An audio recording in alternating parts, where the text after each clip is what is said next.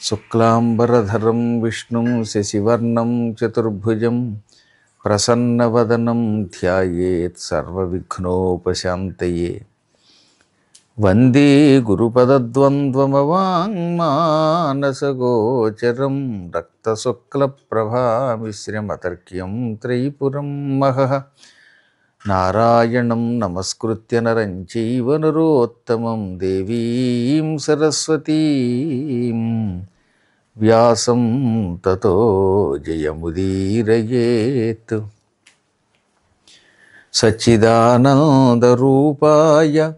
విశ్వోత్పత్యాదిహేతవే తాపత్రయ వినాశాయ శ్రీకృష్ణాయ వయం నుమః. ఓం క్లీం కృష్ణాయ గోవిందాయ గోపీజనవల్లభాయ నమః. ఓం క్లీం కృష్ణాయ గోవిందాయ గోపీజనవల్లభాయ నమః. ఓం క్లీం కృష్ణాయ గోవిందాయ గోపీజనవల్లభాయ నమః. గోవిందా మైకు లేకపోవటం వల్ల ఎంతో సుఖంగా ఉందన్నమాట. రోజు మైకు ఉంటే వినపడుతోంది వినపట్టలేదని ఒక అనిపించేది. లేదు కనుక హాయిగా నేనేం చెబితే అదే మీకు సుఖంగా ఉంటుందన్నమాట. శ్రీకృష్ణ పరమాత్ముడు మధురానగర ప్రవేశం చేసిన పూర్వఘట్టాన్ని ఎంతో పూర్వం మీకు చెప్పాం. పేరు కాన్లో ఉంది కానీ సౌండ్ లేదు. అందువల్ల తెల్లవారింది. కంసుడు రంగస్థలంలో కడుగు పెట్టాడు. మొదటే చెప్పాం కనుక రంగస్థలం అనేది కార్యక్రమాలని పర్యవేక్షించడానికి ఉపయోగించే ఒక సభాస్థలం లాంటిది. ఎత్తైన మంచి మీద ఆసనం మీద కంసుడు కూర్చుంటే ఎదురుగుండా ఉన్నటువంటి స్థలంలో మల్లులు మల్లయుద్ధ ప్రదర్శన చేయటం, సంగీత విద్వాంసులు సంగీత ప్రదర్శన చేయటం వంటి కార్యక్రమాలు ప్రదర్శిస్తారు. ఈ రంగస్థలాన్ని ఇప్పుడు మనం స్టేడియం అంటున్నాం అన్నమాట. Cricket stadium. ఆ రోజుల్లో కూడా వృత్తాకారంలో ఉండేవి ఈ స్థలాలు. అందులోకి ముందుగా కంసుడు వచ్చి సింహాసనం మీద కూర్చున్నాడు. గోపాలకులు, నందాదులు, నగరంలో ఉండే పౌరులు వారంతా వారి వారి స్థాయిని బట్టి ఉన్నత స్థానాల మీద కాస్త నిమ్మన స్థానాల్లోనూ కూర్చున్నారు. అందరూ వచ్చేదాకా బలరామకృష్ణులు రాకుండా చూసి చిట్ట చివర వారిని సభలో ప్రవేశపెట్టమన్నాడు కంసుడు. అందువల్ల ఆఖరిని అందరూ వచ్చాక వీళ్ళిద్దరు రావడం మొదలెట్టారు. ఈ ఇద్దరు రావడంతో కువలయాపీడం అనే ఏనుగుని నడిపేటటువంటి మావటివాడు ఏనుగుని ఢీకొలిపాడు. ఇదంతా ముందే ప్రణాళిక కదా. అందుకని ఏనుగుని బాగా మత్తెక్కించి దాన్ని ఉసిగొలిపి కృష్ణుడి మీదకి ఢీకొలిపాడు. ఆ ఏనుగుని అంకుశంతో పడవగానే అది వాళ్ళ కేసు వచ్చింది. అప్పుడు కృష్ణుడు బలరాముడు ముందుగా వాడితో మృదువుగా పలికారు, ఒరే నాయన, ఈ ఏనుగుని మా మీదకి ఢీ కొలపకు. మేము పసివాళ్ళం, ముట్టుకుంటే కందిపోయేటటువంటి గులాబీ రేకులు లాంటి బొగ్గలు, చేతులు, కాళ్ళు కలిగిన వాళ్ళం. అది చూస్తే కొండలా ఉంది, పక్కకి తిప్పు అంటే వాడు చిరునవ్వు నవ్వుతూ కావాలని మరింత ముందుకి ఉసిగొలిపాడు. మంచిగా చెబితే కొందరు వినరు. అటువంటి వాళ్ళని నెత్తి మీద మొట్టిగా మొట్టాలని శాస్త్రం. ఓరీ కుంజరపాల మా దశకు నీ ఉద్యల్మదేభేంద్రముల్ ప్రేరేపం పనిలేదు త్రిప్పు మరలన్ ప్రేరేచినన్ నిన్ను గంభీరోగ్రాశని తుల్యముష్టిహతులల్ భేదిల్చి నేడంతకు చారం బుత్తు మహత్తర ద్విపముతో సిద్ధంబు యుద్ధంబునన్. ఒరే మావటివాడా, మర్యాదగా చెప్పాం ఏనుగుని పక్కకి తోలు అని, నువ్వు వినడం లేదు. అన్యాయంగా ఏనుగుతో మమ్మల్ని తొక్కించి చంపాలని ప్రయత్నించకు, పక్కకి తిప్పు. కాదు అని ఏనుగుని మా మీదకి ఉసిగొలిపావో నవనీతంలా ఉండే మా పిడికిలి వజ్రంలా తయారవుతుంది. అప్పటిదాకా మెత్తగా ఉంటుంది మా గుప్పిడి. ఈ గుప్పిడే కావాలంటే మేము వజ్రంలా మార్చుకోగలం. వజ్రాయుధంలాగా పిడుగులాగా ఉండే మా ముష్టిహతులతో పిడికిలి గుద్దులతో నిన్ను నీ ఏనుగుని భయంకర యుద్ధంలో యమలోకానికి పంపేస్తాం అని ఎంత చెప్పినా అందులో నా తలకే కట్టయింది నాయన. మహామేధావులే సరేలేండి, ఏదో అట్లాంటి, కానీ అంతా కూడా ఏది ఏమైనప్పటికీ నీ ప్రాణాలు పోవడం ఖాయం అనగానే వాడు చిరునవ్వు నవ్వి ఒరే తప్పించుకున్నప్పుడు చూద్దాం రా అని ఆ ఏనుగుని మీదకి తోశాడు. వీళ్ళు ఆ ఏనుగు దగ్గరికంట రాగానే దాని కాళ్ల సందులోంచి ఏవలి వైపుకి వచ్చి తోక పుచ్చుకొని గొరగొర ఈడ్చారు. చిన్నపిల్లలకి ఏనుగు బొమ్మలు ఇస్తే బొమ్మలు పట్టుకుని ఆడుకున్నట్టుగా కాసేపు ఆ ఏనుగుతో ఆడుకున్నారు. అటు దూకారు ఇటు దూకారు, దానికి దొరకకుండా తప్పించుకున్నారు. కాసేపు ఆడాక శ్రీకృష్ణుడు బలరాముడు ఆ ఏనుగు యొక్క పెద్ద దంతాల మీదకి నేల మీద నుంచి ఎగిరి దూకి చెరో దంతం మీద ఎక్కి తొండం పట్టుకుని ఆ దంతాన్ని గట్టిగా ఒక తొక్కు తొక్కారు. పట్మనే శబ్దంతో దంతం విరిగి కింద పడిపోయింది. ఆ విరిగిపోయిన దంతాలతో ఏనుగుని కొడబొడిచారు. ఆ దెబ్బకి ఆ కొండలా ఉన్న ఏనుగు ఒరిగిపోయింది కిందకి. అది కింద పడుతూ ఉండగానే మావటివాడు ముందు కింద పడ్డాడు. వాడి మీద వాడి ఏనుగు పడింది. దాంతో వాడు పీనుగైపోయాడు. పెద్ద భయంకరమైన బండరాయి కింద పడిపోయినటువంటి జీవులు పచ్చడైపోయినట్టుగా కొండలాంటి ఏనుగు కింద పడి గుండపిండి అయిపోయాడు. తెలుగులో సామెత ఉంది, ఎవరు తీసిన గోతులు వాళ్ళే పడతారని. కానీ ఎవరి ఏనుగు కింద వాళ్ళే పడి పీనుగైపోతారు వాడు నిరూపించాడు. ఆ విధంగా అన్నాళ్ళు తోరి 10,000 మందిని చంపించిన ఆ దుర్మార్గుడు 10,000 ఏనుగుల్ని చంపించాడు యుద్ధంలో ఆ ఏనుగుతో. కానీ వాళ్ళ ఆ ఏనుగు కిందే పడి వాడు పీనుగై పడ్డాడు. వాడి మీద పడిన ఏనుగు కూడా కొట్టుకు తెచ్చింది. ఆ దంతాలు రక్తంతో కూడిన పెద్ద పెద్ద దంతాలు. వాటిని భుజాల మీద గదల్లా పెట్టుకుని ఈ ఏనుగు దంతాల నుంచి వస్తున్న రక్తం భుజం మీద పడుతూ ఉంటే ఎర్రని కాంతితో శోభిల్లుతూ రంగస్థలంలో అడుగుపెట్టారు, సభాస్థలంలో అడుగుపెట్టారు పిల్లలు. ఆ పిల్లల్ని చూసి అందరూ ముచ్చట పడిపోయారట. వీళ్ళు పిల్లలు కాదు పిడుగులు అనుకున్నారు. ఇంతలో కంసుడు నిజానికి వాడు చాలా ధైర్యవంతుడే. ఈ మధ్యకాలంలో వాడికి తేడా వచ్చింది. శ్రీకృష్ణుడు రావడం, వరసగా తన బట్టలు తీయవాడి చంపడం, అందరినీ అనుగ్రహించడం, ఆ తర్వాత ధనుస్సు విరగొట్టడం, ఆ ధనుస్సు కాపలా ఉన్న వాళ్ళని తాను పంపిన భటుల్ని కేవలం వింటి ముక్కలతో చంపడం. ఆ దెబ్బతో వాడికి ఆ రాత్రి నిద్ర పట్టలేదు. అసలే పాపం నిద్ర లేక బాధపడుతున్న వాడికి పట్టక ఒక్కసారి నిద్ర పట్టగానే దిక్కుమాల కళ్ళు వచ్చాయి రాత్రి అంతా. ఆ కలలో గరళము మృంగుటయ్యును విషం తాగినట్టు కల వచ్చింది. ఉలిక్కిబడి లేచాడు. పాపం పట్టక ఒక 5 నిమిషాలు పట్టిందిట. అప్పుడప్పుడు చూడండి, మేము ఇంగ్లాండ్ వచ్చినప్పుడు ఏ రాత్రో 11కి పడుకుంటాం. అవతల వాడికి తెలియక, సెన్స్ తెలియక మేము ఇంగ్లాండ్లో ఉన్నామని తెలియక ఇండియాలో ఉన్నాం అనుకుని ఫోన్ చేస్తాడు. ఒక్కొక్క రోజు కర్మయోగం వరసగా 3-4 చేస్తారండి. అప్పుడు నిద్ర ఉండదు. అలాగని సైలెంట్లో పెడదామా అంటే ఏమో అత్యావశ్యకమైన ఫోన్ వస్తుందేమో అంటాడు ఒక ఆయన. దాంతో ఎటు కాకుండా నిద్ర లేకుండా అయిపోతుంది. అలాగా వాడికేమో అసలే నిద్ర పట్టట్లేదు. ఒక్క కునుకు అలా పడింది, ఎల్కే లైట్ కునుకు, అది డీకే కూడా కాదు. అయినా డీప్ కునుకులోకి వెళ్ళే లోపు ఏమైంది, కల వచ్చింది. ఆ కలలో విషం తాగినట్టు వచ్చింది. అది దుస్వప్నం.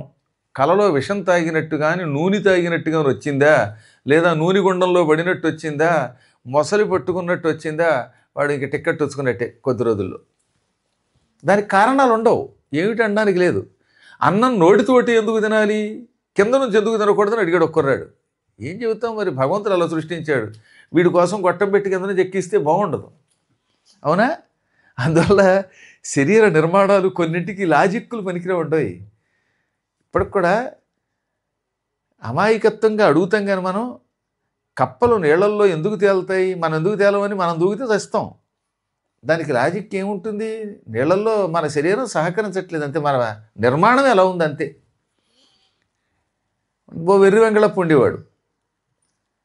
ఏదో కారణం చేత ఊళ్ళో వాళ్ళంతా తిట్టారట, నీ మొహం తగలే, నీకు తెలివితేటలు లేవని. దాంతో ఆత్మహత్య చేసుకుందామని చెరువు దగ్గరికి వచ్చాడు. ఆ ఊళ్ళో పెద్ద చెరువు ఉంది, చెరువులో దూకి చచ్చిపోదామని వచ్చాడు. తీరా దూకుదామని వస్తే ఆ చెరువు మెట్ల దగ్గర కప్ప కనపడింది. ఇంత కప్ప కూడా నీళ్లలో మొలగలేదు, నేనే ములుగుతాను వెనక్కి వెళ్ళిపోయాడు వాడు. ఇందులో దూకి చచ్చిపోదామంటే కప్పే మొలగలేదు, నేనే ములుగుతాను అనుకున్నాడు. అంటే అదొక విచిత్రం. అలాగే మానవులకు కొన్ని ఉంటాయి. దానికి ఏమిటంటే చెప్తే, ఇప్పుడు 10 మంది పిల్లలు ఉన్నారండి. 10 మంది పిల్లలకి మేస్టారు పాఠం చెప్పాడు. కొంతమంది బాగా తొందరగా అవగాహన చేసుకుని బాగా రాయగలుగుతారు పరీక్షలు, వరుసగా 3 సబ్జెక్టులు ఏ గ్రేడ్ వస్తుంది. కొంతమందికి ఎంత కష్టపడి చదివినా వాడి బుర్ర పనిచేయదు, ఎప్పుడు చూసినా సున్నాలే వస్తుంటాయి. సి గ్రేడు ఏదో అతి కష్టం మీద అత్యవసర మార్కులతో పాస్ అవుతారు. కొంతమంది పిల్లలు 2 ఏళ్ళు 4 అంటే 2 ఏళ్ళు 4 నమ్ముతారు. మాస్టర్ చెప్పాక 2 ఏళ్ళు 4 ఎందుకు అవ్వాలి అంటే 2 ఏళ్ళు 4 దాని సిద్ధాంతం అంతే. అలా నమ్మి చదివితేనే ఉపయోగం. 2 ఏళ్ళు 4 కాదు 6 అంటానన్నావా తేడా వచ్చేస్తుంది. మా చిన్నప్పుడు పిక్చర్ చూశాను, నిజంగా చెప్తాను నేను. నా కర్మయోగం వల్ల నాకు కొంతమంది బలే తగులుతారు. వాడు ఏమనివాడు అనమాట, ఇది మైక్ కాదు, ఈ మైక్ని మైక్ అనకుండా స్ట్రైక్ అంటాను అని పేరెట్టాడు. అన్నానికి సున్నమని పేరెట్టాడు, కన్నానికి సున్నమని పేరెట్టాడు. అలాగే జుట్టుకి ఏమని చెప్పాడు, బట్ట అని పేరెట్టాడు. ఇలా కావాలి సరదాగా అలవాటు చేశాడు. కొద్ది రోజులు వాడికి పిచ్చెక్కిపోయిందమ్మా. బయటికి వెళ్ళాక అన్నం కావాలని అడగకుండా సున్నం కావాలనగానే వీడికి పిచ్చెక్కింది అనుకోవడం. ఎందుకని వాడే పెట్టేసుకున్నాడు కదా పేర్లు. మైకుకి బదులుగా స్ట్రైక్ ఒకటి కొనిపెట్టండి అన్నాడు. స్ట్రైక్ ఎలా కొనిపెడతారని చెప్పి చివరికి ఒకవేళ స్ట్రైకర్ ఏమో ఏది క్యారమ్స్లో అనుకుని అది పెట్టి కొట్టాడు ఒకడు. ఇలా పాపం వాడికి వాడే తాడుని బదులు పాము, పాముకి తాడు, అమ్మకి బదులు బొమ్మ, బొమ్మకి బదులు నాన్న, ఇలా విచిత్రమైన పేర్లు పెట్టిన పిచ్చెక్కిపోయాడు. మీకు తెలుసో తెలీదో దీని మీద ఆ రోజుల్లో ఒక కథ కూడా, నవల కూడా రాశారు. విపుల అనే ఒక పత్రిక ఉండేది మా చిన్నప్పుడు. అందులో ఇలాంటి కుర్రాడిని పరిశీలించి వాడి మీద ఒక కథ రాశారు. ఆ కథ రాసిన ఆయన పేరు బుర్రా సుబ్రహ్మణ్యం గారు. ఆయన గణపురంలో ఉండేటటువంటి కొంపెల పురుషోత్తానికి భావమరిది కూడా. అంటే కేవలం జరిగిన కథని అందంగా కాస్త కథారూపంలో ఇచ్చాడు. అందులో ఇప్పుడు పిల్లలకి మనం చిన్నప్పటి నుంచి కూడా ముందు కొంతకాలం చదువుకునేదాకా పిచ్చి ప్రశ్న చేయకురా, 2 ఏళ్ళు 4 అంతే, 2 ఏళ్ళు 4 3 ఏళ్ళు 6 అలా నేర్పండి. అన్నం నోటితోటే తినాలిరా బాబు, కింద నుంచి కుదరదని చెప్పండి. ముక్కులోంచి చీవిడే వస్తుంది తప్ప అందులోంచి మంచినీళ్ళు తాగకూడదు, అలా తాగాలంటే అది రోగం రా అని చెప్పాలి. అప్పుడు వినకపోతే డెప్ మీద కొట్టేనే ముందు ఆ పని చేయాలి. చిన్నపిల్లల ముందు కొట్టేనే చదివించాలి బాల్యంలో. ఇక్కడ మనం తురకాళ్ళలా ప్రవర్తించాలి, మన ధర్మాన్ని అలా నేర్పాలి. కొంతకాలం అయ్యాక అప్పుడు పరమాత్మని పొందడానికి లాజిక్లు పనిచేస్తాయి. బాల్యావస్థలో ఎట్టి పరిస్థితుల్లో కొన్ని నిర్బంధంగా చదివించక తప్పదు. మీరు పిల్లల్ని కనుక గారం చేసేవాడు ప్రశ్నిస్తున్నాడు, స్కూల్కి ఎందుకు వెళ్ళాలంటున్నాడు అండి అని వదిలేసి రోడ్డు మీదకి వదిలేస్తున్నారా? కుదరదుగా. 10వ తరగతి వరకు 12వ తరగతి వరకు నిర్బంధ విద్య ఉందా లేదా? అందువల్ల ముందు కొన్ని విషయాల్లో, మత సంబంధ విషయాల్లో, దేవ సంబంధ విషయాల్లో నిర్ద్వందంగా వాడిని చిన్నప్పటి నుంచి అన్నం పెట్టకూడదు. బొట్టు పెట్టుకోకపోతే అన్నం పెట్టను. అసలు తల్లికే బొట్టు ఉండదు, పెళ్ళయిందో లేదో తెలియదు, అసలు భర్త ఉన్నాడో లేదో తెలియదు. అలా తయారైతే ఏమైపోతారు? ఏమనంటే కోపం. ఈ మధ్యన ఇదోటి కొత్తగా, బయట ఉన్నప్పుడు ఎందుకు వెళ్ళకూడదు గుళ్ళోకి. 30 రోజుల్లో ఒక్క 4 రోజులు గుళ్ళోకి వద్దన్నారు అంతే కదండి. ఈ 4 రోజులే వెళ్ళాలా? మిగతా రోజుల్లో వెళ్ళవుగా. పట్టుదలకు కావాలని వెళ్ళడం తప్ప 26 రోజులు గుళ్ళోకి వెడుతున్నావా? కేవలం నీ శరీరాన్ని బట్టి ఆడవాళ్ళకు కొన్ని నీరసాలు ఉంటాయి కనుక, ఆ అశుభ్ర కాలంలో ఇరిటేషన్ వస్తుంది కనుక వద్దన్నారు అంతే. అంతేగాని ఆ టైంలో మొండిగా వెళ్ళొచ్చు అంటాడేంటంటే పిచ్చాడు ఒకడు. అది విశ్రాంతి కోసం వచ్చింది. ఆ సమయంలో కొన్ని బాధలు ఉంటాయి, అవి అనుభవించి ఆడవాళ్ళకి తెలుస్తుంది పాపం వాళ్ళకి. భగవంతుడు ఏం చేశాడంటే ఎప్పుడూ అన్ని కష్టాలు వాళ్ళే పడుతున్నారు. 26 రోజులు వండి పెడుతున్నారు, 26 రోజులు గుడ్డు చాకిరీ చేస్తున్నారు, పిల్లల్ని వాళ్ళే కంటున్నారు, పాలు వాళ్ళే ఇస్తున్నారు. ఇన్ని పనులు చేస్తున్న వీళ్ళకి కనీసం ఆ 4 రోజులైనా పని లేకుండా చేద్దామని ఆ టైంలో ఏం చేయదు, కూర్చోండి అన్నాడు. అది వాళ్ళ మీద కేవలం ప్రేమతో చేసిన పని. ఎందుకంటే అది ఆపలేరు కనుక, సృష్టి రహస్యం కనుక. ఆ రోజో దోషం లేకపోతే సంతాన ప్రాప్తి ఉండదు కనుక. అందువల్ల ఆ 4 రోజుల్లోనే పెడతానంటే ఎంత ఇబ్బంది వస్తుంది దానివల్ల. అలాగే మైలు వచ్చింది, ఆ మైలు 11 రోజులు ఇంట్లో కూర్చో, ఇంకే పని చేయొద్దన్నాడు అంతే. అనవసరంగా ముట్టుకుంటానంటే ఎలా కుదురుతుంది? ఆ టైంలోనే కావాలని మొండిగా చేస్తారనమాట. ఇవన్నీ పిడివాదాలు. మనం విపరీతమైన శిక్ష పిల్లలకి ఇచ్చి పాడు చేస్తున్నాం. కాబట్టి ఇటువంటి వాటి విషయాల్లో, కొన్ని విషయాల్లో మనం జాగరూకులమై ఉండవలసిందే. పిల్లలకి కొన్ని బాగా నేర్పవలసిందే. బాగా ట్రైనింగ్ ఇచ్చాక, ఇప్పుడు వివేకానందుడు లెవెల్కి వెళ్ళాక అప్పుడు రామకృష్ణ పరమహంసని ఆయన అడిగినట్టుగా అడిగితే అతనికి చెప్పడం తేలికవుతుంది. అసలు ఫండమెంటల్ తెలియని వాడికే చెబుతాం. విమానం ఎందుకు ఎగురుతోందంటే ఆ లెవెల్కి వెళ్ళాక అందులో ఉన్న పనిముట్లు గురించి చెప్పాలి. అసలు వీడికి సైకిల్ గురించే తెలియని వాడిని హఠాత్తుగా విమానం గురించి చెబితే ఏమొస్తుందండి? ఇప్పుడు నన్ను తీసుకెళ్ళి పైలట్గా కూర్చోబెడితే ఏముంది? మొన్న అహ్మదాబాద్ ఢిల్లీ ఫ్లైట్లో అవుతుంది ఢామ్మని. అలాగే హఠాత్తుగా ఏ కిరణ్ వర్మనో తీసుకొచ్చి రుక్మిణీ కళ్యాణం చెప్పమంటే ఏం చెప్తాడు? రుక్మిణీ కళ్యాణం గురించి చెప్పాలంటే ముందు కాస్త సంస్కృతం, తెలుగు, పద్యాలు ఇవన్నీ నేర్పాక ఎప్పటికో ఇంకా కాస్త అతను లైవే పాపం. నిన్న బాగానే పాడాడు. అదేంటి శ్రీకృష్ణ పాట బాగానే పాడాడు, ఇంకో పాట నీ గుణగానము కూడా పాడాడు. ఘంటసాల వారు లేకపోయారు కానీ ఉంటే అభినందించేవారు. మనం ఎలాగో అభినందించట్లేదు, కనీసం మనం అభినందించాలి. పర్వాలేదు, దేవుడి దేవుళ్ళు ఏంటంటే కొంత మరీ ఒకేసారి లెవెల్లోకి ఎవరు వెళ్ళలేం కదా, ఆ అనుభూతి చూపించాడు. అలాగే మీరు కూడా ఏంటంటే చెయ్యగా వస్తుంది. సంగీతం నేర్చుకోగా పాడగా అనగననగరాగ వతి చెయ్యుల్లుచు నుండు వినగ తినగవేము తీయగుండు అన్నారు. సాధనమున పనులు సమకూరు ధరలోన. ఓ పని ఇవ్వాలంటే సాధన చెయ్యాలి, బాగా కృషి చెయ్యగా స్థాయి కడతారు. ఇన్ని పురాణములు మీకు ఎలా కంఠస్థం వచ్చాయని అడిగారు. అదే ఒక రోజులో వచ్చాయా? నేను నా జీవితం ఎంత త్యాగం చేస్తే, ఎన్ని కష్టాలు పడితే, ఎన్నాళ్ళు చదివితే వచ్చిందండి ఇది. ఒక రోజులో రాదు. కాకపోతే అదృష్టం ఏంటంటే ఒకసారి చదివితే బుర్రలో ఉండిపోతుంది కాబట్టి ఇన్ని లక్షల శ్లోకాలు కూడా గుర్తుంటున్నాయి. ఎవరో అడిగారు పొద్దున్న, కిందటి సంవత్సరం వేసాకి ఏడేటిని వెళ్ళారు కూడా ఎలా చెప్పారు. 8వ తారీఖు నాడేమో ఢిల్లీకి ఫింగర్ ప్రింట్స్కి వెళ్ళాడు, 11వ తారీఖు నాడు ఇంటర్వ్యూకి వెళ్ళాడు, 14వ తారీఖు నాడు చేతికి వేసా వచ్చింది. ఇవి ఎలా గుర్తుంటున్నాయంటే భగవంతుడు ఇచ్చిన వరం వల్ల కొంచెం జ్ఞాపకశక్తి ఎక్కువ ఉన్నది, దాని మీద దృష్టి ఉంటేను. అందువల్ల ఇక మీద ఏం చేస్తారు, మీరు ధర్మ విషయములను పిల్లలకి చిన్నప్పటి నుంచి నేర్పండి, అధర్మాలు తీసి పక్కన పెట్టేయండి. కొన్ని విషయాల్లో లాజిక్లు పనికిరావు. అందువల్ల కలలో గనక విషం తాగినట్టు వస్తే వాడు మనకు తప్పదు. అది స్వప్నాధ్యాయం ఆరోగ్యవంతుడి విషయంలో. తర్వాత ప్రేతము పరిరంభించుటయు, శవాన్ని కౌగిలించుకున్నట్టు కల వచ్చిందిట. డంజన్ అని ఉంటుంది, డేంజరస్ డంజన్స్. అప్పుడప్పుడు భలే సరదాగా ఉంటాయి. లోపలికి వెడితే ఆ డ్రాకుల వేషంగాడు హూ అని మీదకి వచ్చేవాళ్ళు భలే ఉంటాయి. అది అమెరికాలో ఎక్కువ బాగున్నది. నెదర్లాండ్స్లో వెళ్ళాం కానీ ఓ మాదిరి, అది నాబోటి వాడిని ఏం భయపెట్టలేదు. అలాంటి డంజన్లోకి వెడితే మనకి తెలుస్తూ ఉంటాయి అప్పుడప్పుడు. చూసారా, అందులోంచి వేషాలు వేసుకునేవాడు వచ్చి హూ అంటాడు. ఆ ప్రేతాన్ని కౌగిలించుకున్నట్టుగా వచ్చిందంటే కలలో వాడు వీలునామా రాసేయచ్చు. ఎవరికైనా రాత్రిపాటు కలలో ప్రేతాన్ని, శవాన్ని కౌగిలించుకున్నట్టు వచ్చిందా, వాడు వెంటనే వాడి ఆస్తి ప్రణవపీఠం పేరు మీద పెట్టేయచ్చు.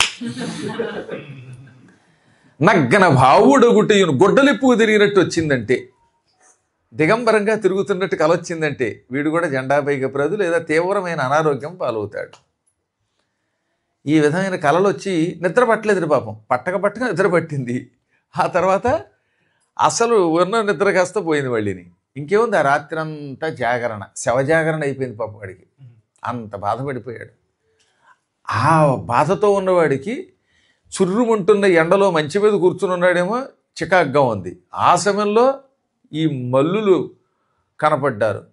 ఆ మల్లుల కేసు చూసి ఏనుగు చంపిందో లేదో చూడండి పిల్లలు అనేలోపు పిల్లలు కళ్ళ ముందు ఏనుగుని చంపి దంతాలుచుకొచ్చారు. దాంతో ధైర్యవంతుడైన వాడు కూడా కాసేపు ఏమైపోయాడు అనమాట, భీరుకుడైపోయాడు. ఒక్కొక్కప్పుడు ఎంత ధైర్యవంతుడైనా పరిస్థితులు బట్టి ఏమైపోతాడు, భయపడతాడు. అప్పటిదాకా బాగా నడిచాడండి ఒక ఆయన, రోజుకు 10 కిలోమీటర్లు నడిచాడు. యాంజియోగ్రామ్ చేయాలని చెప్పడంతో దెబ్బతో హడలు వచ్చిందే, ఇంకా దెబ్బతో నీకు ఆయాసమే. అసలు ఏ ఆయాసం వచ్చినా అదేమో అని భయం పట్టుకుంటుంది. ఈ భీతి ఉంది చూశారు, శరీరం మీద ప్రీతి, మానసిక భీతి ఎంతవాడినైనా పడగొట్టేస్తాయి. మాకు మేస్టార్ ఉన్నాడు పాపం, మాతో పారాయణకు వచ్చేవాడు. ఆయన ఎంత బాగా నడిచేవాడో. ఆయనకి హఠాత్తుగా కళ వచ్చింది. ఆ కళలో ఆయనకి దుస్వప్నం వచ్చిన దగ్గర నుంచి పూర్తిగా పాడైపోయాడండి. ఈ మధ్యన అసలు కదలలేకపోతున్నాడు ఆయన. ఏది ఒక 6 నెలల క్రితం ఉన్న మనిషికి ఇప్పటికీ ఏం సంబంధం లేకుండా అయిపోయాడు. అంటే ప్రాణ భయం ఏమైపోతుందో ఆలోచించండి. చచ్చిపోతాననే భయం వచ్చిందా, ఇంకా ఆ వ్యక్తిని ఎవడు కాపాడలేడు. మానసికమైన దార్ఢ్యం ఉన్నంత వరకు రోగం ఏమీ చేయలేదు, యముడు కూడా ఏమీ చేయలేడు. కానీ ఎవరికైనా ఏదో టైపులో ఒక రవ్వంత భీతి మొదలవుతుంది. ఇంకా భీతితోటి మనిషి కుంగిపోతాడు. ప్రస్తుతం వీడు అలా అయిపోయాడని చెప్పారు భాగవతంలో, మూలంలో చెప్పిన మాట. ధైర్యవంతుడు కూడా ధీరుడు భీరు అయిపోయాడు. ఇప్పుడు ఈ పిల్లల్ని ఎలాగైనా చంపాలి, పైగా వాళ్ళు దుర్జయౌ అన్నాడు వ్యాసుడు, జయించడానికి వీలుకారు వారు అని కనిపెట్టాడు. ఏనుగుని చంపితే ఇంక వాడిని ఎవరు జయిస్తారు? అందుకని ఇక ఏం చేయలేక మల్లులారా అన్నాడు, సైగ చేశాడు, మీరు వెళ్ళి చంపండి అని.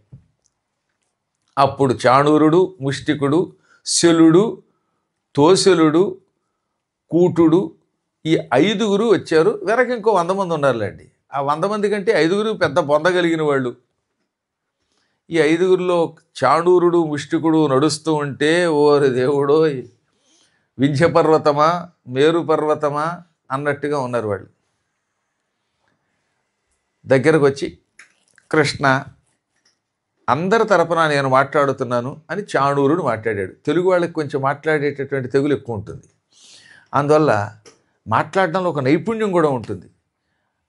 ఎంత చెడ్డ సహజంగా ఎక్కువ మంచివాళ్ళు ఉంటారు, ఎక్కడైనా చెడ్డవాళ్ళలో కూడా మళ్ళీ ఒక నైపుణ్యం ఉంటుందిట తెలుగు వాళ్ళల్లో అని నేను అనలేదు, వ్యాసుడు అన్నాడు.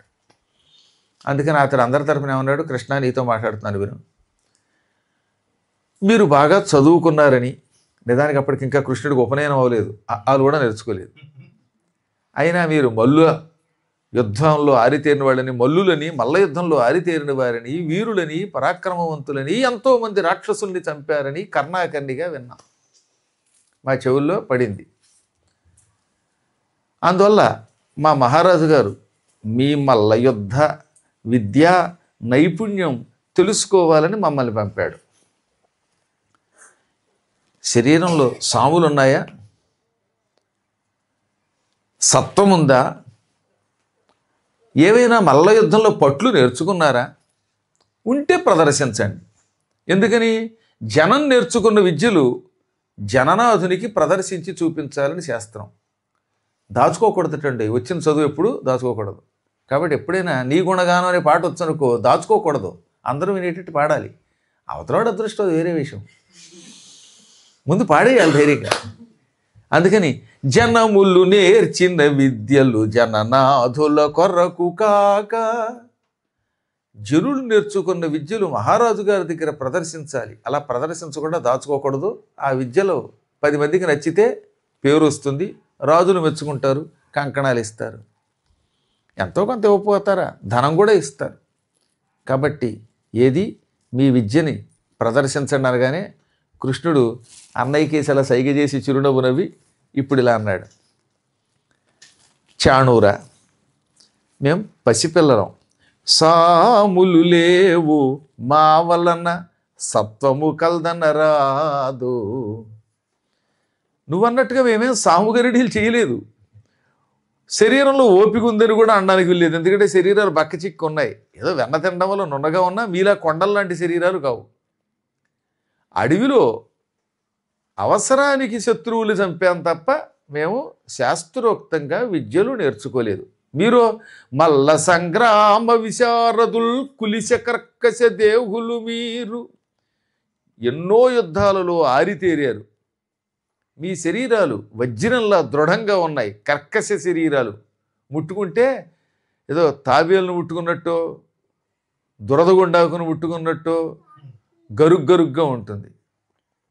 కొంతమంది శరీరాలు పాము శరీరాల్లో ఉంటాయండి, పొడలు వచ్చి ఆ శరీరాన్ని ముట్టుకుంటే జుగుప్స కలుగుతుంది, భయం వేస్తుంది అనమాట. అలా ఉంటారు వాళ్ళు. అందుకే ఒళ్ళంతా నూనె రాసుకుని నిగనగలాడుతూ యుద్ధానికి వస్తారు వాళ్ళు. ఓ పక్కన వజ్రంలా కఠోరంగా ఉన్నది మీ శరీరం, పైగా కర్కశ శరీరాలు, మీతో మేమే యుద్ధం చేస్తాం. అయినా మహారాజు గారి దగ్గర విద్యా ప్రదర్శన చేయటం మంచిదని మీరు అన్నారు గనక, కేవలం విద్యా ప్రదర్శనే గనక ఒప్పుకుంటున్నాం. నీతో నేను పోరాడతాను, ముష్టికుడితో బలరాముడు పోరాడతాడు అనగానే వాడికి మండిపోయింది. ఏదో ప్రదర్శించబోయి విద్య అంటే నాతో యుద్ధం చేస్తానంట, పైగా ముష్టికుడితోటేమో పెద్దాడిని పోరాడమని, కుర్రాడివి నువ్వు నన్నే ఎంచుకుంటావా అని వాడికి పౌరుషం వచ్చింది. నిజానికి యుద్ధానికి రమ్మన్నది వాడే, కానీ తీరా నీతో నేను పోరాడతాను అనగానే, అంటే నాతో పోరాడే లెవిలా నీదు అన్నాడు. లెవిల్సా అన్నాడు అనమాట. వీడి లెవిల్స్ మండిపోను. అందుకని నాతో పోరగా నెంతవాడ విసిరే నా పాటియే నీవు, నాతో పోరాడడానికి ఎంతవాడివిరా, నువ్వెంత, నీ బతుకెంత. నేను విఖ్యాతుణ్ణి, సుక్షత్రియ వంశంలో పుట్టినవాడిని, పేరుకి నీది క్షత్రియ వంశమే కానీ మీది యదు వంశం కదా అంటూ పలికి మీసం వాడికి లేదు, గొరిగేశాడు. ఎందుకంటే మల్ల యుద్ధంలో మీసం ఉండకూడదు, పిలక ఒకటే ఉంటుంది. ఈ పిలక మాత్రం పట్టుకోకూడదట. పట్టుకోకుండా యుద్ధం చేస్తేనే వాడు గొప్పవాడు. పొరపాటున శత్రువు చేతిలో పిలక చిక్కిందా, నీ పిలక నా గుప్పిట్లో చిక్కిందనేవారు, వాడు ఓడిపోయినట్లు లెక్క. అందుకని పిలక చేజిక్కించుకోకుండా యుద్ధం చేయాలి. అలా వచ్చే సామెతలు. ఒరే నీ పిలక నా గుప్పిట్లో ఉందిరా అంటే అదనమాట, వాడు ఓడిపోయినట్టే. పూర్వం పిలకను ఉండేదిలేండి, ఈ పిలకలోనే వాడి ప్రాణం అనే చిలక ఉండేది. అదొక యుద్ధం, అదొక విచిత్రం. ఈ దెబ్బతో నువ్వు అయిపోయేవరా యుద్ధానికి, సరే వస్తానంటావు కదా అన్నాడు. ఇద్దరు యుద్ధం మొదలెట్టారు. చాణూరుడు కృష్ణుడు, ముష్టికుడు బలభద్రుడు యుద్ధం చేస్తుంటే అక్కడున్న ఆడవాళ్ళు మగవాళ్ళు భయపడిపోయారు. ఎంత అన్యాయం అండి ఇది! కలియుగం వచ్చేసిందా? అప్పుడే ద్వాపరయుగంలో కలి వచ్చిందా? లేకపోతే పసిపాపలు, ముద్దులు గారుతున్న పాపలు, ఇంత అందంగా ఉండేటటువంటి పిల్లలతోటి, సుకుమారులతో, 8 సంవత్సరాల బాలులతో కొండల్లాంటి మల్లులు పోరాడమా? అబ్బా, ఈ సభలో ఉండడం కూడా మహాపాపం. ఈ దుర్మార్గుడు కంసుడి పరిపాలనలో మనం ఎన్నో యాతనలు పడ్డాం, కానీ ఈ కొత్త దృశ్యం, ఘోర దృశ్యం ఇంత పూర్వం చూడలేదు, చూడలేకపోతున్నాం. అయ్యయ్యో, ఎవరైనా వచ్చి యుద్ధం ఆపితే బాగుండు. ఈ పిల్లల్ని వాళ్ళు చంక కింద పెట్టి నొక్కేస్తారేమో, చంపేస్తారేమో. భయంకరమైన సింహం లేడికోనని పట్టుకున్నట్టుగా పట్టుకుంటున్నారు వాళ్ళు అని ఏడవడం మొదలెట్టారు. బాధపడ్డారు. పైకంటే వాడు చంపుతాడు. ఇదో పెద్ద గొడవ. కాంగ్రెస్ పరిపాలన లాంటిది అది. ఏమన్నంటే కేసులు ఎడతాడు. అందుకని ఏడుపు మొహాలు పెట్టుకుని వాళ్ళు ఉండగా కృష్ణుడు విన్నాడు వాళ్ళ మాటలు. కాసేపు సరదాగా ఆడినట్టు ఆడి హఠాత్తుగా చాణూరుడి కాళ్ళు పట్టుకుని గిర్రని తిప్పి నేల మీద విసిరాడు. ఆ గిర్రను తిప్పుతున్నప్పుడే ప్రాణాలు వెళ్ళిపోయేట్లేండి, ఇంకా శవం అయిపోయాడు. ఆ గిరగరా తిప్పితే ఏమవుతాయి? ప్రాణాలు పైకి లేచిపోయి కింద పడ్డంతో అలా అయిపోయాడు. నోట్లోంచి నెత్తురు కక్కుకుంటూ కళ్ళు అలా తేలవేసి ఢామ్మని తెచ్చాడు. అది చూడడానికి ఎలా ఉంది? పువ్వుల దండ కొండను ఎత్తి కింద పారేసినట్టుందిట. చూడడానికి శరీరం చూస్తే కృష్ణుడు చిన్న పువ్వుల దండలో ఉన్నాడు, వాడు చూస్తే కొండ. ఎలా ఎత్తాడురా అన్నట్టుగా కింద పారేసి చంపాడు. బలభద్రుడు కూడా, ఈతడు నిజంగా బలభద్రుడు అని అందరూ మెచ్చుకుంటూ ఉండగా ఎడమ చేతి పిడికిలి బిగించి డొక్కలో ఒక కిక్కేవడంతో నెత్తురు కొక్కుని వాడు కిందపడి తెచ్చాడు ముష్టికుడు. ఇప్పుడు శలుడు తోశలుడు కృష్ణుడి మీదకి వస్తే వాళ్ళని చంపాడు. కూటుడు అన్నవాడిని బలరాముడు చంపాడు. 5 మల్లులు క్షణాల్లో తెచ్చారు. ఇక మిగతా వాళ్ళు వెనకాల ఉన్నారన్నారుగా, వాళ్ళు ఉండడానికి 100, వాళ్ళ 100 పిరికి పందలు. అందుకని ఒకటే పరుగు మొదలెట్టారు. 1, 2, 3 అంటే పరిగెడుతూ ఉంటే చూడడానికి ఎలా ఉందంటే భయంకరమైన ఏనుగున్నలు లేకపోతే బండరాళ్ళు కొండలు పారిపోతున్నట్టుగా పారిపోయారు. ఒరే పారిపోకండిరా, ఆ బలరామకృష్ణుల్ని చంపండి అని కంసుడు చెబుతున్నా వినిపించుకోకుండా పుంజాలు తెంపుకుని పారిపోయారు. ఆ సమయంలో పిల్లలు చుట్టుపక్కల వాడు జయహో కృష్ణ జయహో బలరామ అని అరుస్తూ ఉంటే వీడు కొత్తలాడిపోయి నా సభలో ప్రతిపక్షానికి జై జయధ్వానాలు పెడతారా అని పళ్ళు పటపట కొరికి, ఎవరక్కడ ఈ పిల్లల్ని వెంటనే సంహరించండి, నందుడిని చంపేయండి, వసుదేవుడి చెరసాల్లో ఉన్నాడు వాడిని చంపేయండి, మా నాన్న చంపేయండి, ఇక్కడ కనపడిన వాళ్ళందరినీ పొడిచిపారేయండి, వీళ్ళ మూటాముల్లే దోచుకోండి అని చంపండి అని పిచ్చి పెట్టినట్టు అరిచాడు. వాడి నోట్లో ఉండగానే కృష్ణుడు నేల మీద నుంచి ఎగిరి, వాడున్న 28 అడుగుల ఎత్తులో ఉన్నదట మంచె, అక్కడికి ఎగిరి దూకాడు. దూకడంతో వాడు కత్తి తీశాడు. ఆ కత్తి పుచ్చుకుని డాలు పుచ్చుకుని కృష్ణుడికి ఎత్తుకొస్తుంటే కృష్ణుడు ఎగిరి లంఘించి వాడి కిరీటం తీసి పక్కన పారేసి జుట్టు పుచ్చుకుని మంచి ఆగ్రహం నుంచి కిందకు తోసిన తర్వాత వాడి మీదకు దూకేలోపే తెచ్చాడు.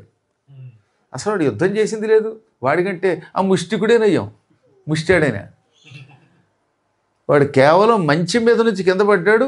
కృష్ణుడు వాడి మీదకు దూకేసరికి వాడి ప్రాణం పోయింది. అంత తేలికగా చచ్చిపోయేటవాడు. వాడు చావగానే వాడి శరీరం నుంచి బొటన వేలంత ఒక జ్యోతి బయటకు వచ్చింది. వాడి ఆత్మ, వాడి ప్రాణం జ్యోతి రూపంలో బయటకు వచ్చింది. అది అందరూ చూస్తూ ఉండగా కృష్ణుడిలో కలిసిపోయింది. కారణం, వాడు తింటున్నా కృష్ణుడే కనపడ్డాడు, పడుకున్నా కృష్ణుడు కనపడ్డాడు, పక్కనున్న భార్యల్లో కృష్ణుడు కనపడ్డాడు, ఏ మాట వినబడినా అది కృష్ణుడి పలుకనే విన్నాడు. ఈ విధంగా తింటున్నా తిరుగుతున్నా సర్వకాల సర్వావస్థలలో కృష్ణుడినే తలచి భీతితో, ప్రాణభీతితో ఉండడం వల్ల వాడు కృష్ణ భక్తుడి కింద లెక్క అయిపోయి ప్రాణం కృష్ణుడిలో కలిసిపోయింది. దీనినే వైరభక్తి అంటారు. వైరముతో పరమాత్మని చేరినంత తేలికగా నిజమైన భక్తితో చేరలేం. భక్తుడికి అనుమానాలు ఎక్కువ ఉంటాయి. ఈ భక్తుడికి లోపల భయం అన్నమాట. ఈ భయాలు రకరకాలు. మనం పెట్టిన బూరెల్లో ఒకవేళ ఏదైనా కారణం చేత బెల్లం తగ్గితే ఆయన తిండా? ఆ బూరెలో బెల్లం తక్కువైనా ఆయన ఏం అనుకోడు. వీరు భక్తితో చేశారండి, ఎంత ప్రేమతో చేసి ఉంటారు. అటువంటిప్పుడు అందులో లోపం ఏమవుతాడు? ఇంకా మేమంటే మానవ రూపంలో ఉన్నాం కనుక ఆ చప్పనీళ్ళు తాగలేకపోతున్నాం, ఉప్పు కారం వేసుకుని కూడా తాగలేము, తాగితే ఇంకా ప్రమాదం.